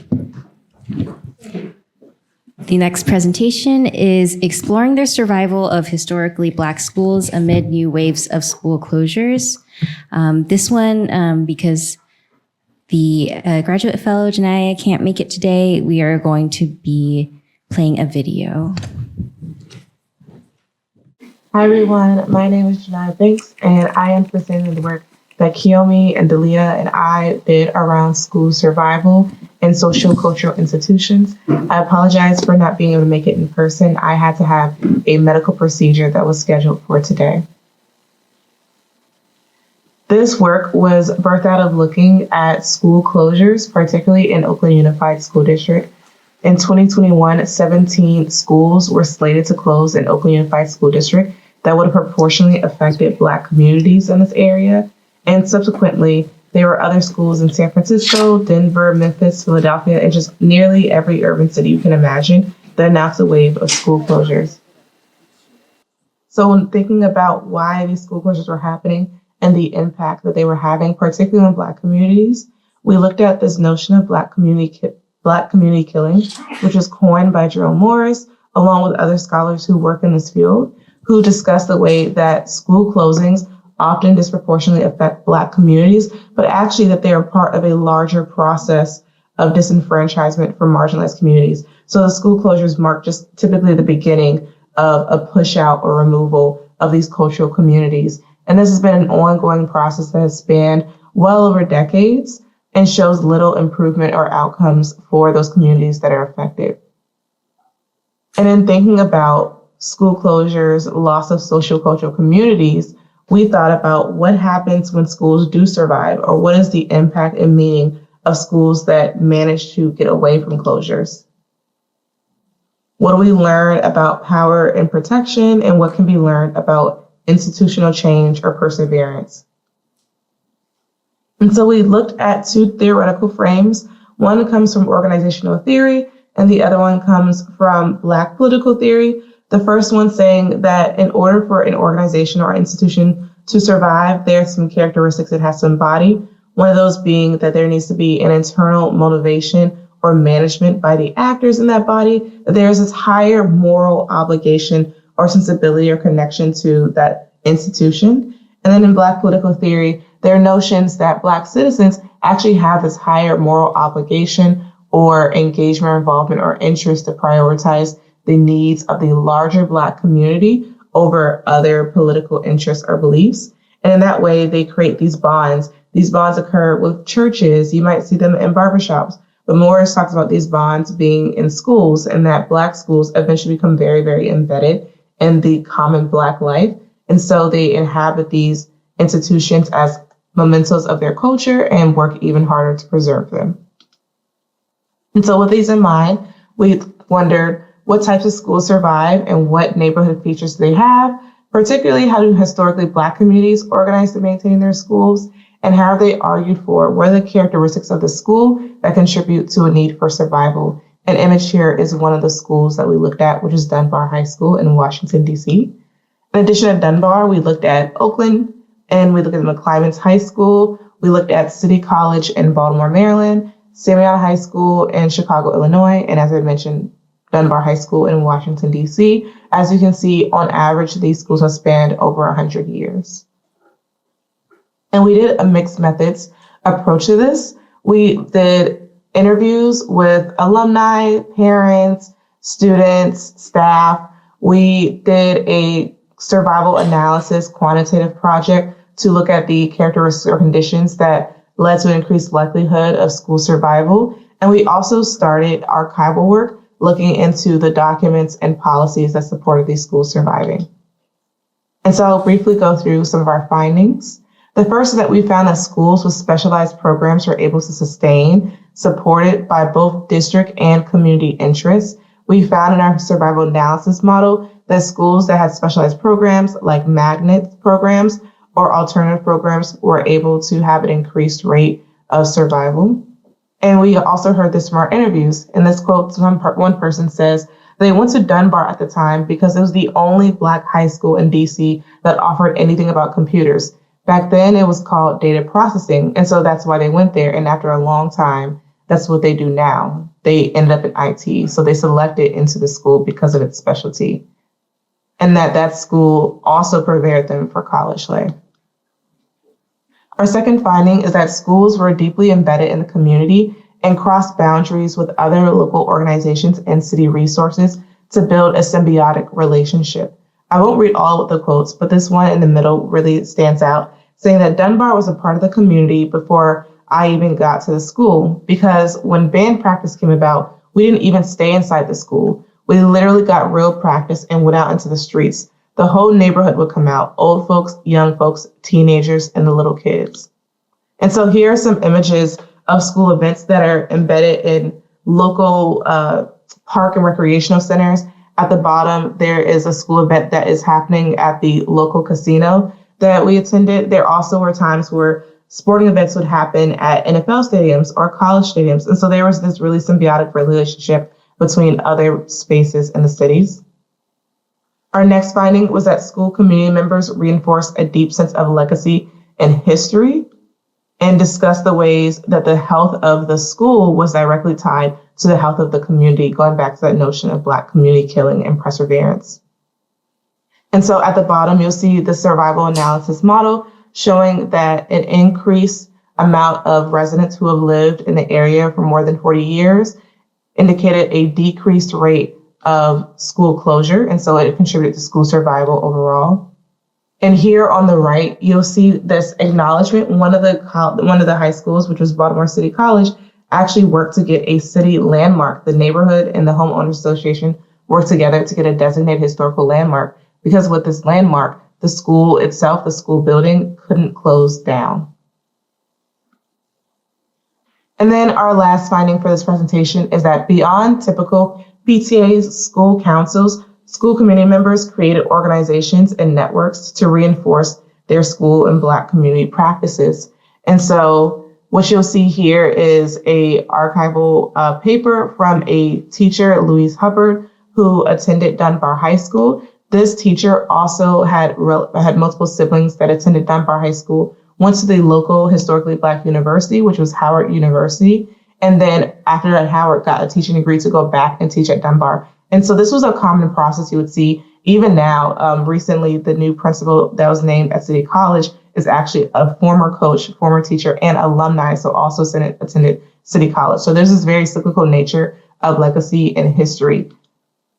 Over here to the right, you'll see a screen grab from the Simeon Connection. 2 of my interview participants were part of the Simeon Connection, which is a new organization that is focused on former teachers. So it's teachers who used to work there who also come together, create this network, and then mentor other teachers who are going to work at the school, do programming, scholarships, and other supports for students. So this is one of these other kind of groups and organizations that live outside of what we typically know about, like regular school councils or PTAs. And so this is just a quick glimpse of some of the work that we've done over the past year. We're going to dive more into this work next year and hope to really dig even more into the archival analysis. But thank you.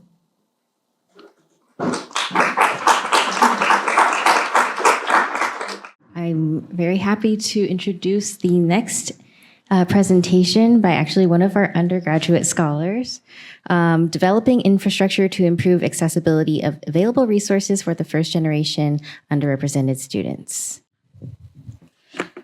Hi, everyone. My name is Lakshita Kutnikar, and today I'll be presenting my research that I conducted as a team with Elena, Aman, Simran, Gina, and Rachel. I'll be speaking on behalf of them. Okay, before we start, I want to open it up for the audience. So imagine that you are a first-gen underrepresented researcher who just got accepted into a T32 research program. So this is a postdoctoral, predoctoral biomedical research program. You worked incredibly hard to get here, but on day one, you realize everyone else seems to already know the rules of a game that you were never taught. So where do you go for funding support? Who do you ask for about career development? What are you even supposed to know by now? I'm gonna ask you all to just list out some feelings that you may be feeling right now. Yes?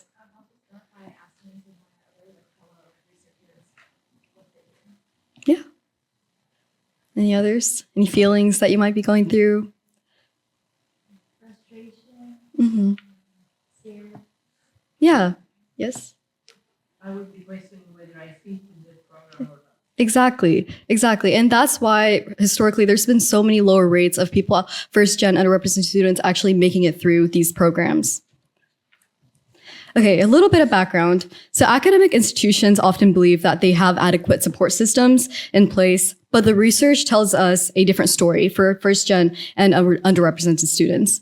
They consistently face 3 interconnected barriers.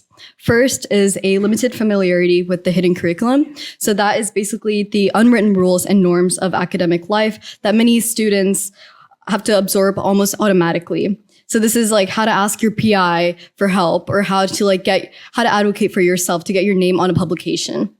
And then the second is the lack of mentorship. So this is not just having a mentor, but having a mentor who actually affirms your background and experience. And third is financial constraints have a lot of additional stress. They add a lot of additional stress. So one of the quotes that we found in our research was, underrepresented students navigate so much more in an academic medical space, and it requires a different type of commitment for folks who are underrepresented to stay in biomedical research. So our research asks two core research questions. First is, what are the concrete structural gaps that first-gen underrepresented trainees experience, both at UCSF and nationwide? And second, what kind of institutional changes would actually make a difference? So we weren't only looking to identify problems, we were also trying to ask the program leaders what solutions they can think of, and we're trying to implement that. So to answer these questions, we used a qualitative approach, which means that we focused on understanding people's experiences and perspectives in their own words rather than measuring numbers. So we conducted two types of data collection. First was semi-structured interviews with 15 UCSF T32 program leaders. And once again, T32 programs are NIH-funded training grants that support graduate and postdoctoral researchers. Second, we held national focus groups with 19 T32 program directors from institutions across the country. And in all sessions, we discussed mentoring practices, unmet student needs, well-being, and career development challenges. And then these interviews were analyzed through a Dittos software using an inductive thematic analysis approach. So that means we went off the interviews and then we created themes based off that. So our analysis revealed 4 major interconnected challenges that our program leaders consistently described.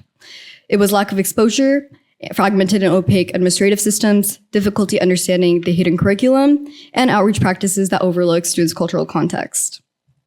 So the first challenge is timing and exposure. Many first-gen underrepresented students arrive in graduate programs without a clear picture of what academic training actually involves, because they didn't grow up around people who actually have done it before. So one of the National Focus Group participants describes it really powerfully. Students didn't really understand coming into graduate school what graduate school was. And if you try to capture first-gen underrepresented students when they're trying to finish up college, you've missed that opportunity completely. In fact, another quote that we found was, you need to start as young as elementary to really expose them to these different fields. And then even when resources exist, they're scattered across departments, websites, and offices in ways that are extremely hard to navigate. And as you know, this might create anxiety for the students. One UCSF program director noted the need for training and support on how to navigate as we're dismantling structural barriers. The barriers themselves aren't just external. These systems are meant to help the students. They might actually be part of the problem. Third is difficulty understanding the hidden curriculum. So this is never formally taught, but students from more privileged backgrounds often already know them. As one UCSF program director puts it, first-gen underrepresented students are less aware of the hidden curriculum. So in addition to everything they've told they have to learn, there's all this other coded stuff they have to learn as well. Finally, outreach and programming doesn't account for students' cultural backgrounds. Predominantly white institutions, the quotes have mentioned that first-gen underrepresented students, particularly Black Hispanic students, face microaggressions on a daily basis. And the question arises, what are the institutions doing about that? One focus group speaker described the need to create spaces where they feel like they can be themselves and just relax. When you're going to research, you're passionate about it. And it's really important that you show your passion and you can do research without having to worry about other things. So based on what we learned, we identified 4 types of institutional interventions that could meaningfully address these challenges. Faculty-led mentorship could give students access to experienced guides who understand the academic culture. Peer mentoring builds community with others who have navigated similar experiences. Dedicated resource hubs consolidate support into one viable, accessible place. And culturally responsive outreach meets students where they are, rather than expecting them to find their own way in. To wrap up, the barriers first-gen underrepresented students face are not lack of ability or effort. It's structural. Institutions need to be proactive rather than waiting for students to seek out help on their own. That means more clearer communication about what's available, mentoring that accounts for students' cultural context, and equitable access to full range of support students need. When these pieces are in place, first-gen underrepresented students are far better positioned to thrive in academic medicine and biomedical research. I'd like to thank NIH for funding this work, Amy for facilitating the UC Berkeley UCSF collaboration, and the program directors and leaders who generously shared their experience with us, and my co-investigators. Thank you.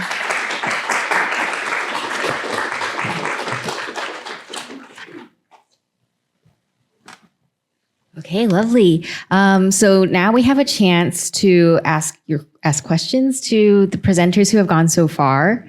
We will be passing around a mic, or you can come up to the front to ask a question. Presenters, please have one or two people from your group come up.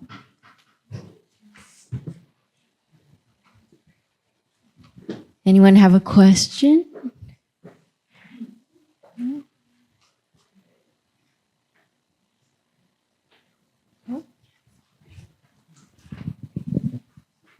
Thank you. First of all, thank you for all of this amazing presentation and your work. So I have a question for you guys. How did you conduct your analysis? You mentioned, actually, I think it was you who mentioned that you were comparing different texts and looking for some sort of language common to different texts. How did you do that analysis? And how did you search for common words in books or previous publication?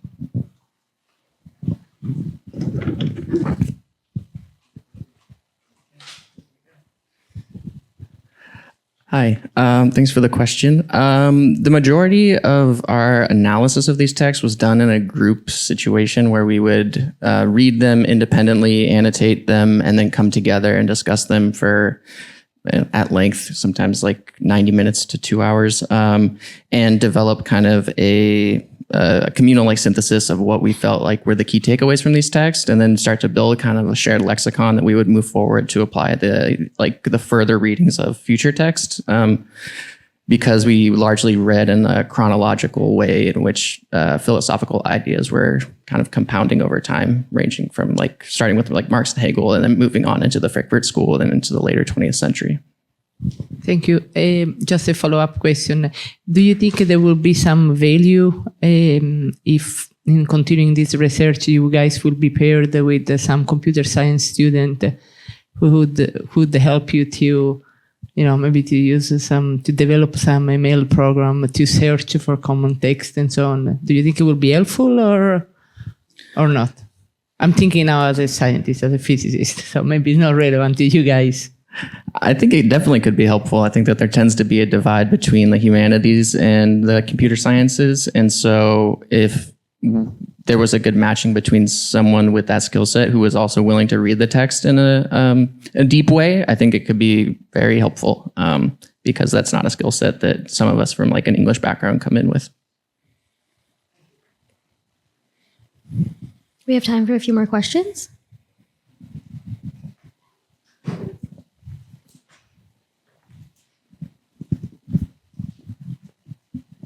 Hi, I'll be asking this question towards the most recent presentation, the one on first generation and underrepresented students. Oh, sorry. I'm curious about your analysis. My experience as a first gen has meant that both ways, people often don't want to be completely honest about the situation, right? People don't want to admit that they're struggling. People don't want to admit that their mentees are struggling. How did you include this aspect of it into your analysis? Was it something that you had to control out, or was this something considered during your final analysis? Yeah, so that's a good question. The person who did the interviews, it was done on the mentors. And the reason why we did it on the mentors, not just the students, was because the mentors have had multiple students go through them. And that way it was kind of like we were controlling for that. We got a huge diverse array of experiences, and that's how we were able to do the analysis. Very nice presentation, by the way. Thank you. Questions?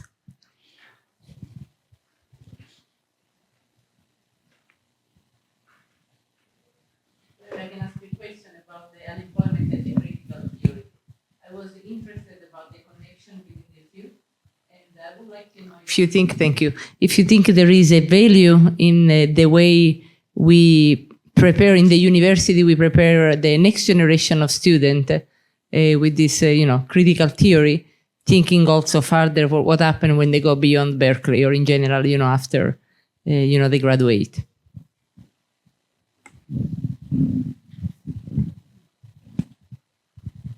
I think for this question, it would be interesting to consider how different fields might pursue this. For example, as an ethnic studies major, having this critical theory background can support me for more social science research that I would be doing. For example, in my actual project that I would be doing for this course, or that I did for this course, I was able to connect a lot of my foundational ideas with a lot of this and kind of melding that with ethnic studies in general. Questions? I know we didn't get to every group, but please connect with any presenters that you may exit the stage if you want. Please connect with the presenters after the event. And one big round of applause for all these groups.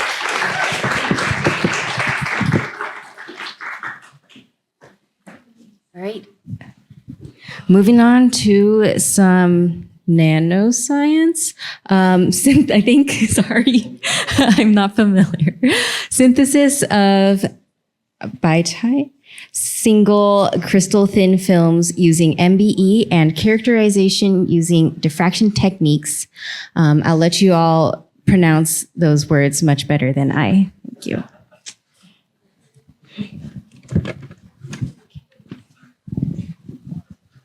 Hello, I'm Akshar. I'm the graduate student, and I'm in Alessandra Lanzara's group, actually. And our group works in general on quantum materials. We look for electronic structure. We look for electronic states in quantum materials. And this project in particular is about synthesis. And I'll let the undergrads, Cameron and Ishan, take it away. Yeah, thank you. I'm Ishan, this is Cameron. We're going to be talking about growing bismuth telluride thin films using molecular beam epitaxy in Professor Lanzara's group. So the crystal, bismuth telluride, and bismuth tellurium. So there are two elements, bismuth and tellurium, and this is a layered crystalline material. And when we say crystal, we mean there is periodic structure. Essentially, you have one base shape that is repeated across the material. And this leads to a lot of interesting properties, especially in this crystal. It is a great topological insulator and a thermoelectric material. And there's a lot of important physics we can study on it, such as excitons, which are important for things like superconductors, which you may have heard of. What's important over here is it is a layered material, and there are interspersed layers of tellurium and bismuth when growing the crystal. Now, there are two ways you can grow crystals. One is in a bulk. You can see in the top picture, essentially, it is just mass. And the problem with this, for us, is there will be unpredictable defects. It will not have a flat surface, and this poses a problem when we try to study it using techniques such as ARPAs, or when we build devices using voltage gating, for example. And another big thing is that when we build thin films, and when I say thin films, I mean monolayers, and they can be on the order of nanometers, or 10 to the -9 meters. And this is a highly automatable process, which makes it easier and put less of the onus on building the crystal and more on actually analyzing it after. So molecular beam epitaxy is what we are using to grow them. And as you can recall, it's a layered crystal. So it's important that we are able to grow this material one layer at a time. Well, in this analogy, think of our fusion cells, or what sprays out the atoms, as spray paint cans, right? So we have atoms of bismuth and tellurium, and they spray it onto a substrate, which is silicon, in our case, silicon 111. And once it's on there, we have high energy atoms that are heated. The substrate is heated, and now these atoms are able to move around all over the substrate. Now, how does this actually form a crystal? Well, once we cool it down, it will conform to the symmetry of the substrate itself, which should match the symmetry of the crystal that we're trying to create. And as you can see in the diagram over here, our goal would be to control the temperature that would result in a low energy ordered crystal. So as we move from this theoretical idea of MBE into real thin film deposition, we realize that there's a lot of instrumentation techniques that we need to add on top. So we begin with our proverbial example of just spray paint cans depositing material on a substrate. And first we add that heating element that we were talking about. We want to heat and anneal the material to order it. Well, then we need to start asking, we want to just have pure bismuth and tellurium. So we isolate the system in an ultra-high vacuum box. Furthermore, we need to start asking questions about relative effusion rates. Remember that layered structure that we were talking about. So we add in various sensing techniques, such as quartz crystal microbalance, that allows us to control these relative effusion rates. In addition, when you remember that vacuum integrity is a consideration, and we need to bring substrates in and out repeatedly, we add something called a load lock, which effectively acts like an airlock that you see on space stations. And finally, we need some metric to test for success. So we add a third chamber called LEAD, or low energy electron diffraction, that essentially bounces billiard balls off the structure, and we look at the final position, hoping to see some periodic ordering. Now, due to all this instrumentation, the first large chunk of our project was sort of an initial revive of this system. It was an old and often unused system made of salvage parts that was great for its purpose, but after years of unuse was messy and unsafe in a lot of regards. In particular, there was various unknown failures across our numerous components, and the ground-up nature of the infrastructure meant that we had to individually check every subsystem for success. Here you can see some images of the setup when we first came in versus now. On the left side, you can see that there's controllers, cables all over the place, where on the right side, we've cleaned it up. It's much more ergonomic and usable on a daily basis.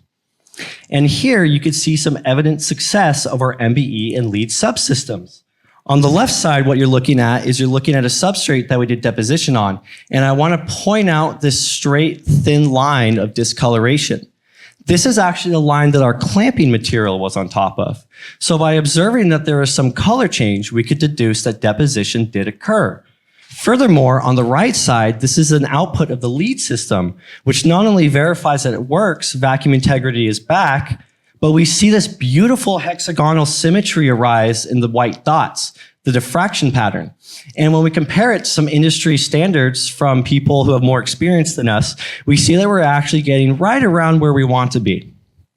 So that leads us to where we are today. Recall that our goal is to systematically produce thin films via some form of automation. So our next goal is to optimize this procedure. And the most recent step that we've taken in this direction has been thanks to the wonderful people over at Kavli who gave us a donation for these programmable DC supplies. This has allowed us to move from a hand-done ramp that would take hours to something automated that gets done without tying down the user. Early attempts of deposition and characterization took us tens of hours, whereas our most recent successful attempt only took us 6. So this is a big improvement on efficiency. Yeah. Oh, yeah. So there's still a lot of things that we can do and we are planning on doing. So one would be actually characterizing the crystals that we grow after we have optimized the recipe. This will be through atomic force microscopy and through LEAD. These are 2 ways that we can determine the flatness and the crystallinity of the final crystal that we do grow, as you can see on those pictures on the right. Additionally, there are more capabilities in our setup. We have more materials that we can synthesize. And another thing is we could add in a garage so we can study more than one sample before, pumping down and pumping back up the load lock. After this, essentially our long-term goal would be to fully automated deposition. Essentially at the click of a button with automated mechanical components, we would be able to wait 6 hours and boom, we have a crystal ready for us. Thank you to everyone that's involved. Yeah. Special acknowledgement to not only our program head, Akshara, for giving us all the guidance throughout the year, but also Alessandra Lanzara, Discovery Hub, and Kavli for allowing us to do this project.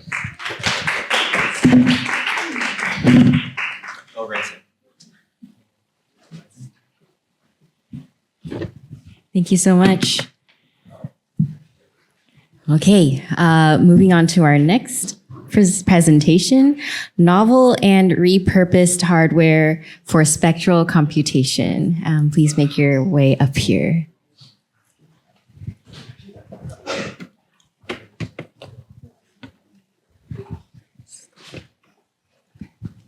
Hello.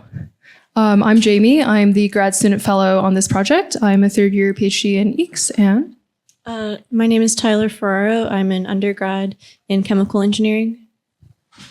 all right. So how would we as human beings figure out whether a tomato is ripe or unripe? Mostly we would look at the color and determine whether there's green light reflecting off of it or red light. What if instead we wanted to figure out if a clear liquid was water or a solvent that could corrupt your DNA? If we're relying on visual information alone, we're kind of out of luck because our eyes cannot tell the difference in their color spectra, which actually happens way past the visible spectrum in the mid-infrared. So instead, we can collect all of this spectral information with a tool like a spectrometer and store it somewhere in like a USB or a hard drive, and then move it over to a computer and use a machine learning algorithm to compute upon all of this information for every chemical, every XY point in the image that we care about. And this will work. However, this is really expensive in terms of energy, time, memory, and compute. So what if instead we could build a sensor that could immediately tell us, yes, this is water, you are safe, or this is DMSO, based on the spectrum. To do this, we'll have to physicalize machine learning. In a typical machine learning scheme, you have your inputs, your weights, which act upon the inputs, an input function that does something with the altered inputs, and then the activation function, which tells you this is X or this is Y. In our physical machine learning paradigm, we have the inputs as the spectrum passing through some bandpass filters to separate the spectrum of light into computable buckets. We have our weights as the gate voltages that we apply to the diodes. Our input function is merely a sum of all the currents, and our activation function is a simple check of whether the total current is positive or negative. Have we found what we're looking for or not? And Tyler will explain a little bit more about the devices that she fabricated. So firstly, we have to find a way to filter light so we can detect certain wavelengths. And we established a system of a polymer host. Then we would dye it with different materials to create basically color filters. And these filters we could then place over our devices, and they would filter out certain wavelengths so we could see if we were detecting light in certain wavelength regions. Then our device is a dual-gated photodiode. The photodiodes work, they're light-sensitive conductive materials, and light energy will generate electron hole pairs in the depletion region. And this creates charge carriers that create current. And our photodiodes are bipolar, meaning that they operate in both positive and negative photocurrent directions. And then we then added our devices into an array, and all the sources and drains are connected so we can have an overall structure. And the idea is that we can place color filters on each of these devices to detect multiple wavelengths.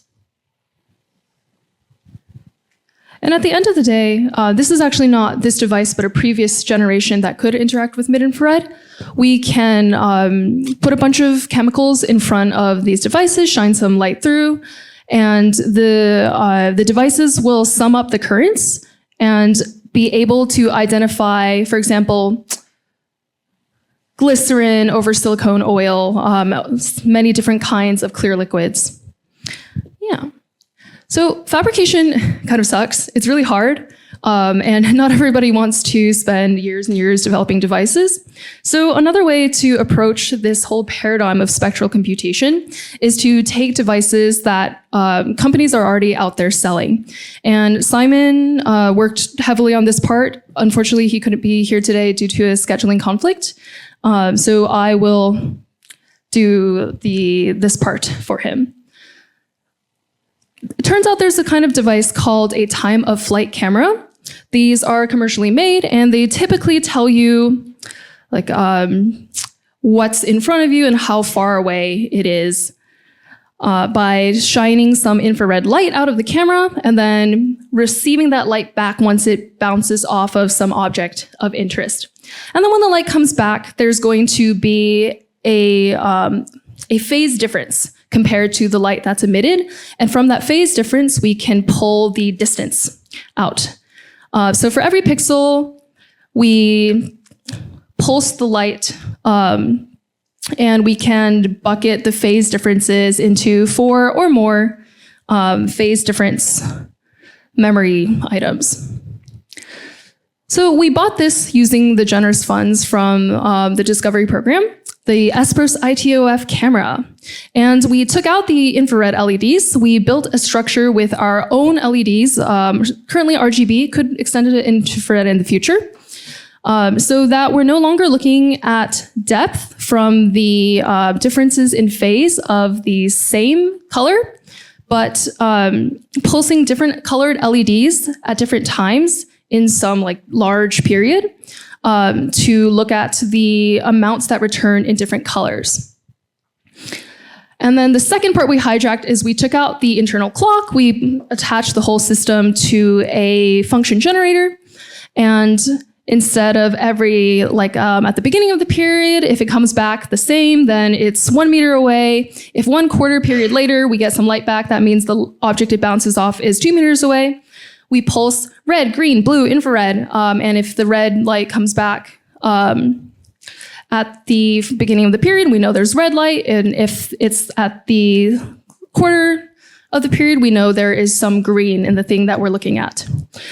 We have all of these items on our system all set up, and we have actually been able to put some different colored things, no longer a depth of interest, and have the camera return us some very hazy for now image. And we're hoping to improve this to become sharper, and then we'll run these outputs through a machine learning algorithm. So we'll eventually be able to tell what it is based on the mix of light that comes back. Thank you.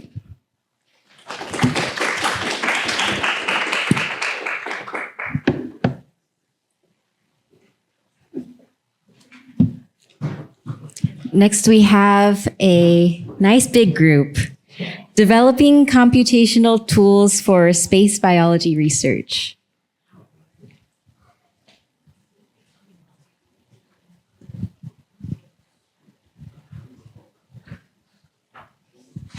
Give them a few seconds to get up here. If you're looking at your programs, this is the next 2 presentations together.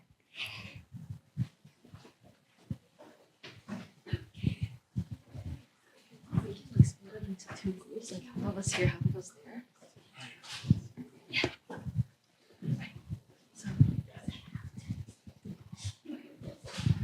How about we do like half of us here, half of us there?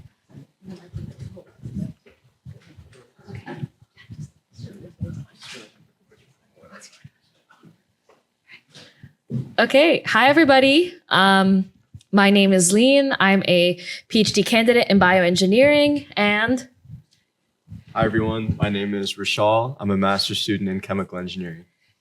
And we are the 2 inaugural fellows for the NASA Discovery Hub. This is very new. It's the first year it's happened.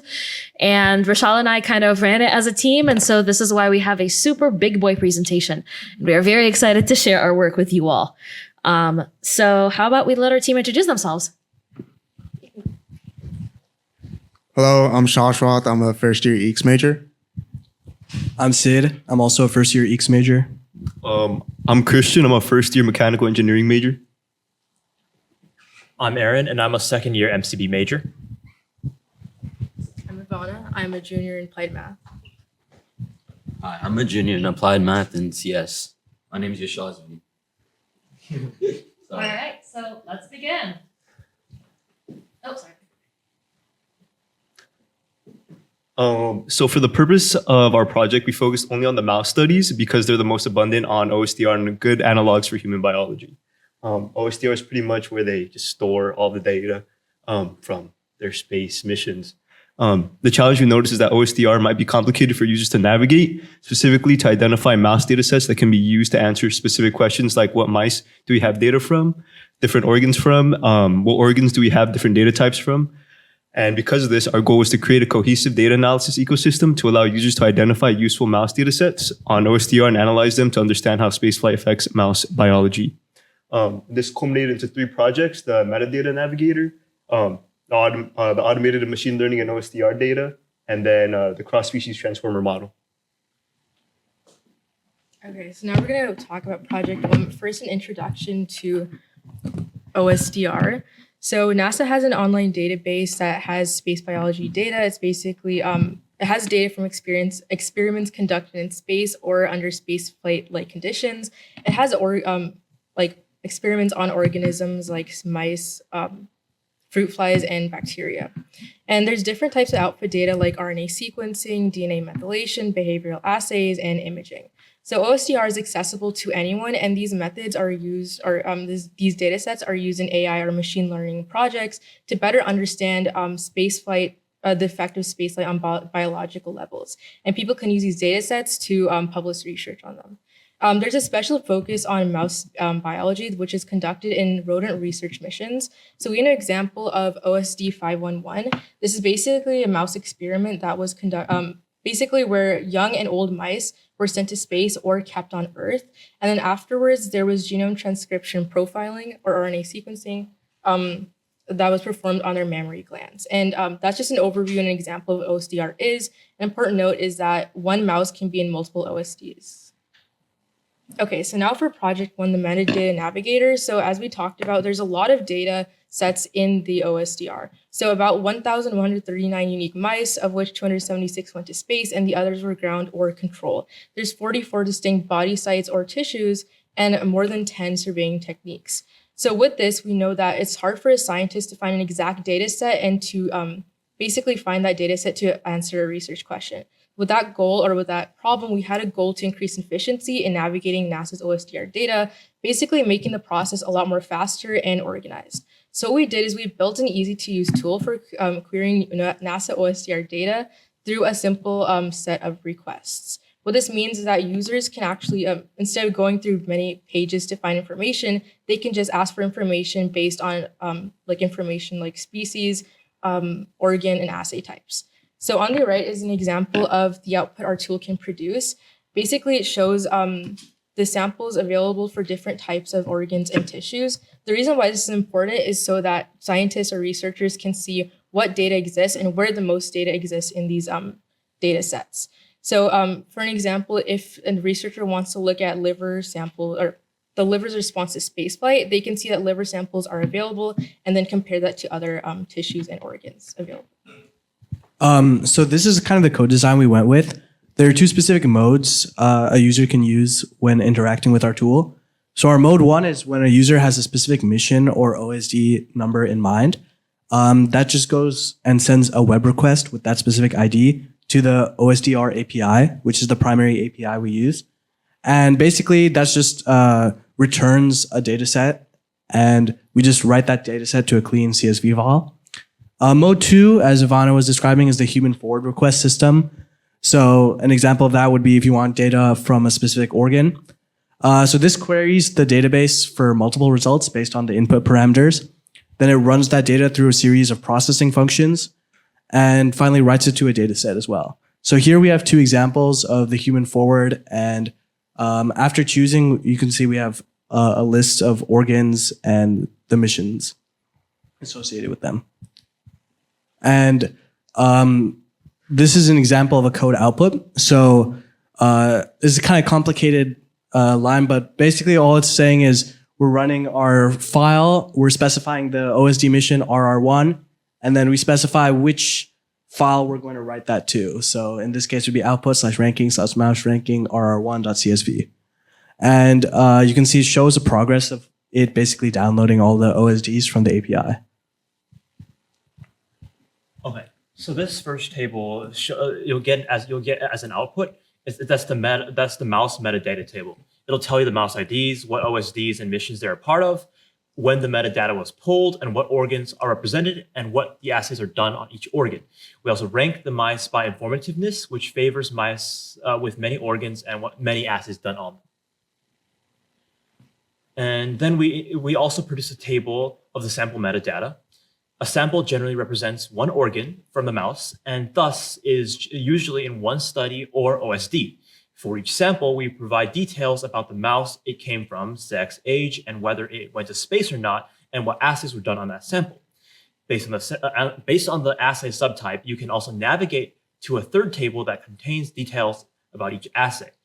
And for example, for proteomics and mass spec, you can identify what machine was used, how the samples are processed, and what files on OSDR contain that data. So in NASA's mission to push space exploration for everybody, we have decided to make our tool public access, and you can go into the GitHub and follow a guide to be able to download it all. So the outputs of this metadata navigator are extremely useful and related to our other two projects.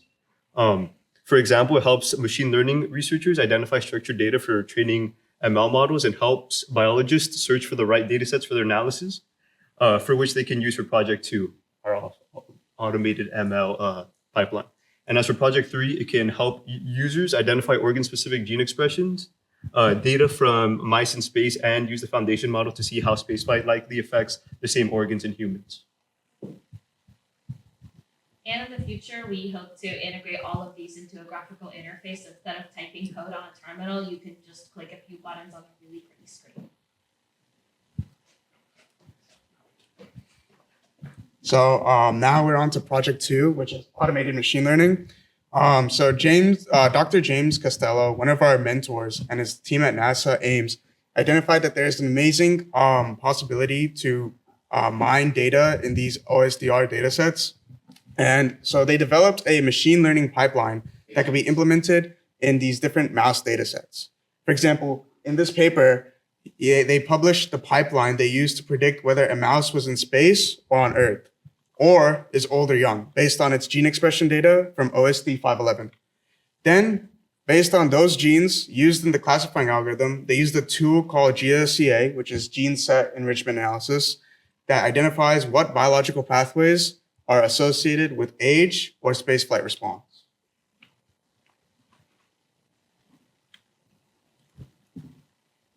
Yeah, so the goal. So our goal in this project was to convert Dr. Costello's Google Colab notebook into a more generalizable, modular set of scripts that can be assembled into a full customizable online ML service. So we followed Dr. Costello's Google Colab notebook and the flowchart to split the code into scripts that can be run separately. The first set of scripts are to download the data from OSDR, make sure it's complete, and remove any missing metadata entries. Then we did some filtering of the data to prepare for machine learning. We first filtered out the genes with low count, genes that were not highly variable across samples, and non-protein coding genes. We also transformed the gene expression counts to prepare them for ML analysis, converted the read counts to transcripts per million, and then normalized them based on gene length and sequencing depth, and did a log transformation to scale the data. The goal of these filters and transforms is to reduce the noise in the data and only keep informative features that truly capture how spaceflight and age impact physiology. For scripts 5 and 6, we prepared the data for machine learning by shuffling it 5 times and splitting it into train and test data sets. In script 7, we run 4 classification machine learning models: logistic regression, support vector machines, random forest, and elastic net. In script 8, we extract the top features from each ML model for downstream analysis. Essentially, we identify the genes that were used to stratify the data.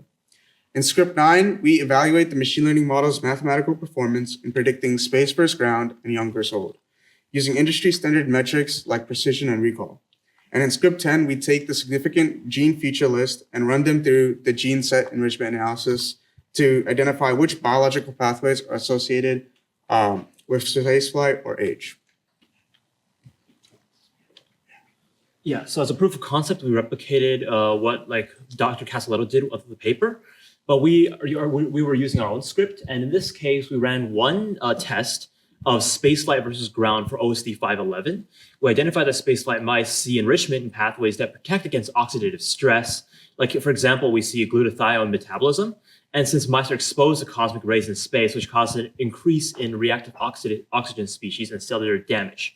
However, none of the enrichments meet the p-value threshold for significance, since we don't have enough power due to the small sample size. So this is an excuse to use our metadata navigator to find more data sets and increase our sample size.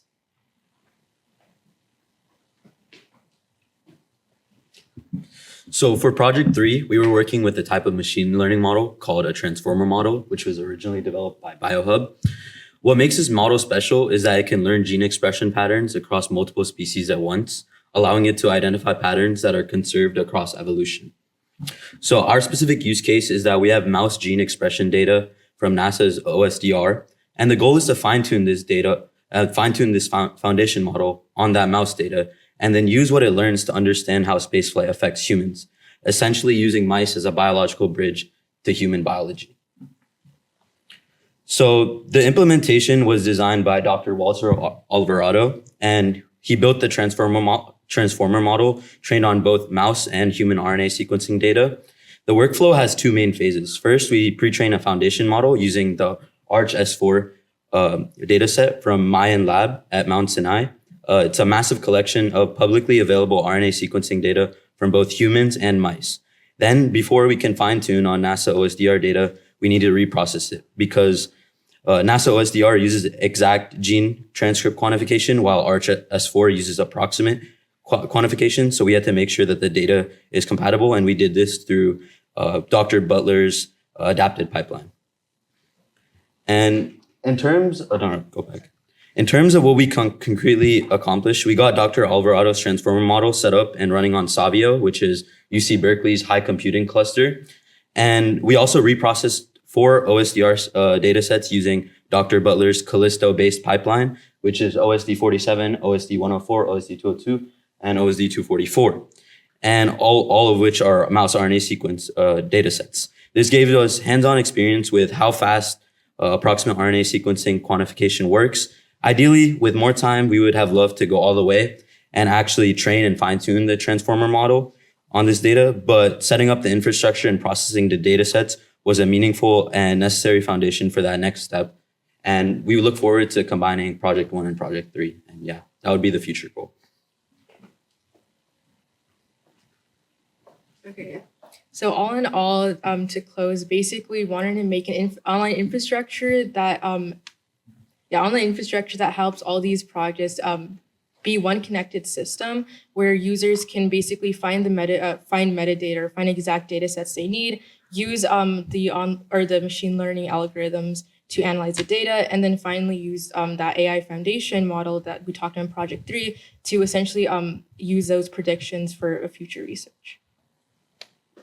And yeah, thank you all. And we wanted to also thank everybody who was involved. So folks from the NASA Ames Research Center, our mentors, Dr. Sravia Butler, Castelletto, Alvarado, and Ryan, who are absolutely fantastic. UC Berkeley Discovery team for helping making all of this happen, Leslie, Minerva, Crystal, and Amy at Berkeley Research IT, who got us access to the Savio computing cluster.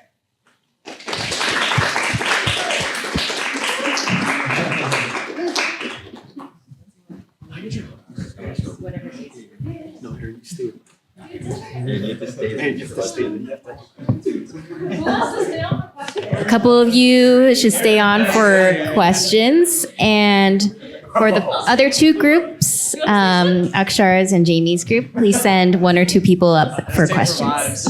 Okay, we're all together.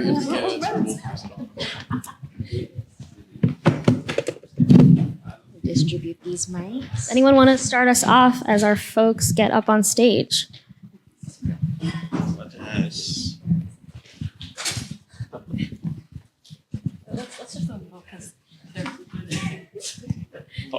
It's hard. What did you say? I can ask a question. Yeah. For the first group, the bismuth tellurium, could you guys talk a bit more about like how, I think a lot of folks might be new to crystal structure theory. Could you talk a bit more about how the geometry and the crystal structure of the material you're working with determines these features that you're trying to optimize for? Yeah. Like the I see. diffusion. Okay. So essentially with a crystalline material, you are looking for, well, to know that it is a crystalline material, you're looking for some sense of symmetry and periodic structure, right? And this is kind of very directly reflected in one of our primary characterization techniques, which would be LEED, the low energy electron diffraction. If you have symmetry in the surface and it's flat enough, when electrons bounce off of it, and since they're low energy, they will only be they will only go through like the very top layer. So you can be sure that it will reflect the symmetry. So when you see on the screen of the LEED that it has the symmetry that you're looking for, you can tell that you have made the crystal, right? And also it affects other things like what kind of substrate you grow it on. You would want a substrate with the similar symmetry. For the analogy we described, it's like a spray paint can, and the atoms are going to eventually optimize to a low energy state where they have matched the symmetry of the substrate itself, right? So that's why we use silicon 111, for example, to do this. Does that answer your question? Yes, thank you. With the NASA group. So actually, it's very interesting. I didn't know that they're sending all these mouse up to space. So it was very, very surprising. So you say that the software you develop is available for everyone. Is it posted on the same place where NASA has all this data that one can download? Is it on open? It's on GitHub. So basically, what one would do if they wanted to use the tool themselves would be go to the GitHub link. There's a download button there, and then there's instructions for how to run it. So it's a Python program, so you'd have to also have Python installed. Mhm. And then there's like a few libraries, but yeah, once you get that set up, it should be pretty easy.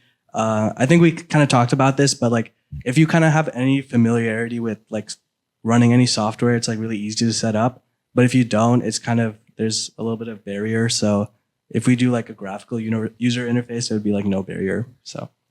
And among the various data that you studied and analyzed, what was the most like shocking finding for you? Ooh, that is a very good question. If you go on OSDR, there's around 628 of those studies that are only on mice. So there's a lot of data that you can search for. I think one of the most interesting things is one of the studies that they have done on mice on Earth, but using like hind limb sort of like suspension. So in order to simulate microgravity, you can't really just throw mice into like a plane and fly them in the sky. What they do is that they attach the mice's legs or their tail to like a little lever and then like raise them to simulate microgravity. So I think one of the most interesting things was like how they used that really brutal system to simulate microgravity. Yeah. All right, thank you. Could I ask a question? Oh yeah, go ahead. Yeah, why not? That's a great idea. Yeah, I was in the GLM for High Schools program, NASA. And I worked on the RRR, M2, and R10 missions. Yeah. So I'm curious if it's possible to feed back into your platform, kind of analyze data sets as well. I know I've worked on single cell data sets, and with these, for example, if you're trying to study red blood cells, it's important that you don't drop low counts.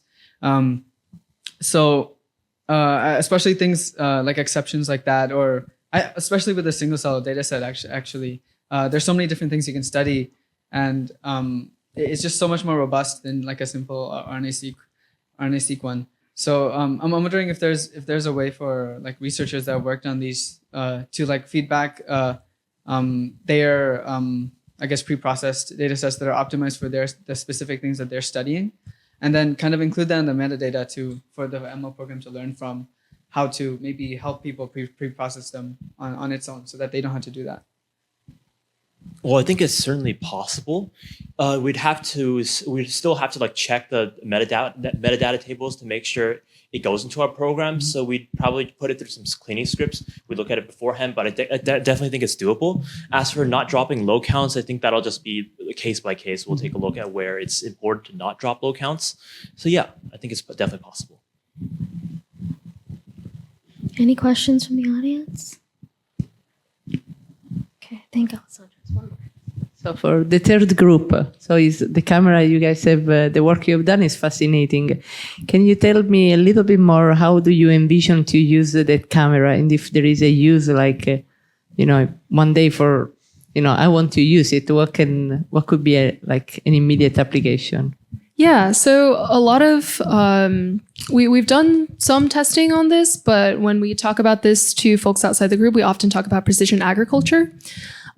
So our previous generation of devices we've used to determine the difference between real leaves and fake leaves, because they have kind of a different infrared component, and then also leaves that are well hydrated and leaves that are dehydrated. So you can imagine flying over a big field of crops and only irrigating where you need to, or spraying pesticides where you need to avoid too much chemicals in the food supply, for example.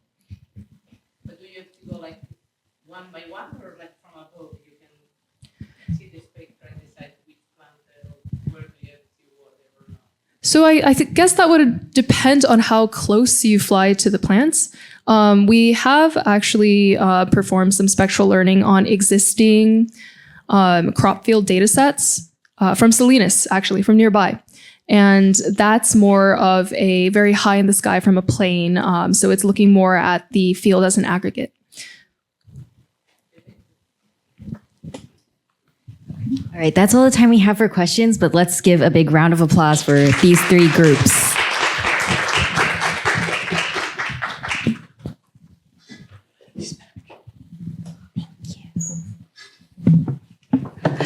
Thank you everyone for coming today, and thank you for all the presenting groups. We are all so proud to see the mentorship and the ownership you are all taking over your projects.